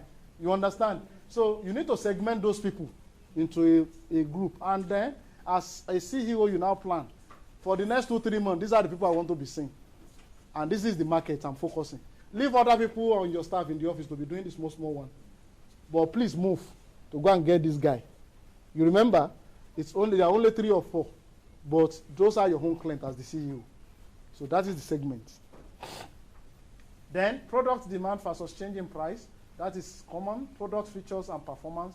Don't sell something that people will be returning to you. Check the features very well. Look at the need of Africa. Don't bring something to Africa that will require much of electricity. Eventually, they will abandon it. They might love it. But if it is You can't give them a phone that can have a battery that will run for 3 days, or at least 1 day, when they are going to see the next time, place to charge. The phone is very beautiful, it's very sensitive, but after 2 hours, the battery will go. Africa will eventually leave it. They are not doing younger. That is only the thing they can do. They are incapacitated. There is nothing they can do. So you look at the features and the performance, then you look at your sales forecast versus price level. So those are the parameters you can compare. And for analytics, what is it talking about? Optimal price. How do you determine optimal price within your pricing strategy? That is what analytics means. And a lot of price range, but what is going to be the optimum? That is the only English that is all about. And you now use all this pricing strategy we have been talking about to get that. You have done analytics at your level. Or market share plus profitability. What is the size of the market? So for me, 200 million people in Nigeria, Abuja they say 7 million. I just need 500. I just need 20 people. That's my market share. Are you getting it now? And what profit am I making from them? Okay, if I'm doing this only 10 people, I'm making 50% profit. Because I take these goods to their office. And instead of paying me 20,000, they usually pay 50,000. Are you getting it now? Instead of you doing that, you can go and open shop and now be competing where they are going to be paying you a profit margin of 5%. And you are paying rent. You understand? But you are saying the same thing. But your volume is big and people know your shop. But are you making money? Are you making sense to yourself? Can't you put it inside your boots and just know that 50 people that will just pick those stuff and you are okay? So depending on where you are playing, so the analytics tells you that your market share, I don't need more than 50 people, and profitability, I'm selling to them at 50% and they will pay. They have the money. So that is that.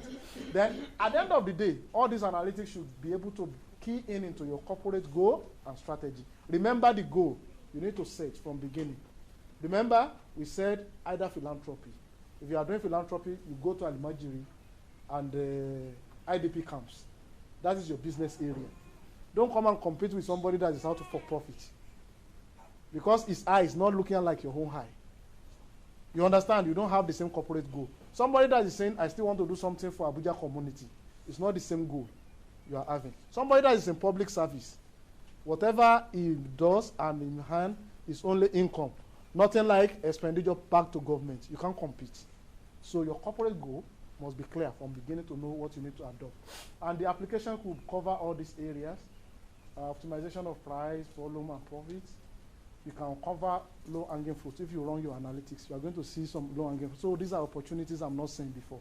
Then fixing price misalignment, a lot of price misalignment. In the water industry, you can create a niche. You can have a technology that will tell you that you can even produce that water at 30 naira. Why am I competing? In fact, if you search very well in the world, you are going to see many other opportunities. Again, part of what I've seen that people have not been doing is that, you know, disposable bags. In Europe, when you are buying any item, you pay for nylon bag. Have you noticed? You pay for nylon bags. If it is nylon. But if you are bringing something that is recyclable, they might either give you free or you bring it yourself. So when I was in Italy and even Austria, what I noticed was that whenever I go like a typical Nigerian. I must pay like €0.50 at any point in time, which is 250 naira for nylon. And they will tell you, are we to pack for you or you are going to carry your thing by your hand? So when you say, I need a nylon, they will just punch it again and say €0.50. You never knew, sir. Check. Just go to anywhere in Europe, in the European Union. You are paying for nylon. In the US, it's free. And that is why, when you throw it out, you are going to pay $250 or $1,500. They criminalize people there. You must spend money every day in the US and you are potentially criminal because they have opened door for you to enter. But in Europe, they will prevent to tell you that this nylon you are paying.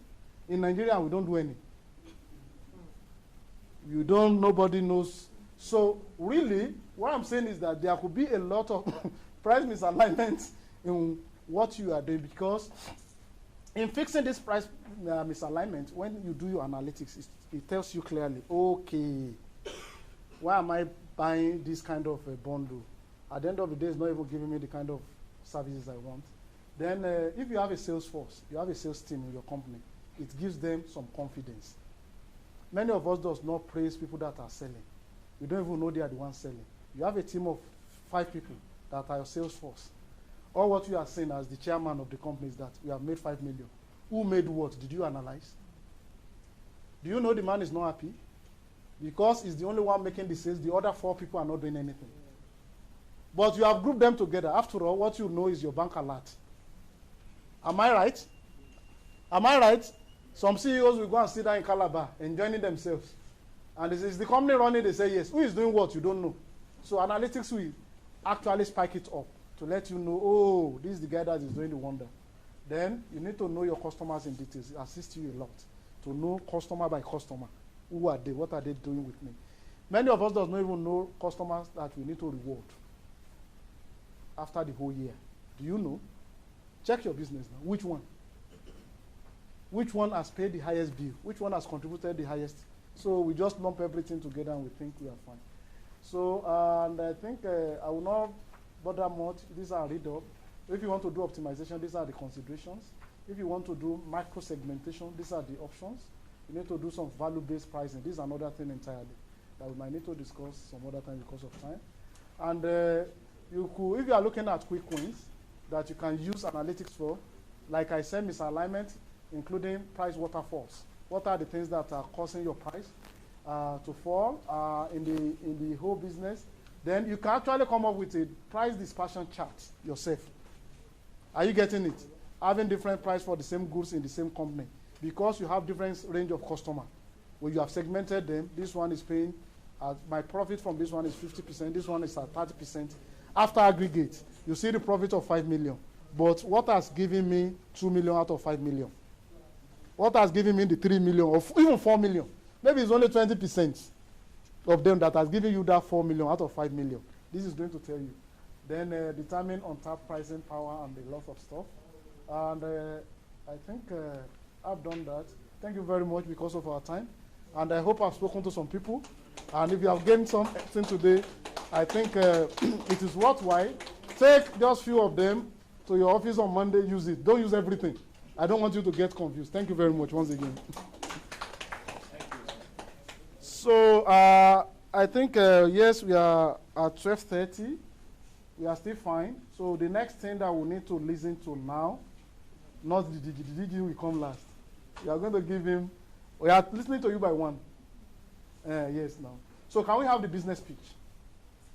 Because I want you to listen to one of our businesses before you go. So that is it. The business pitch takes like pretty much 15 to 20 minutes.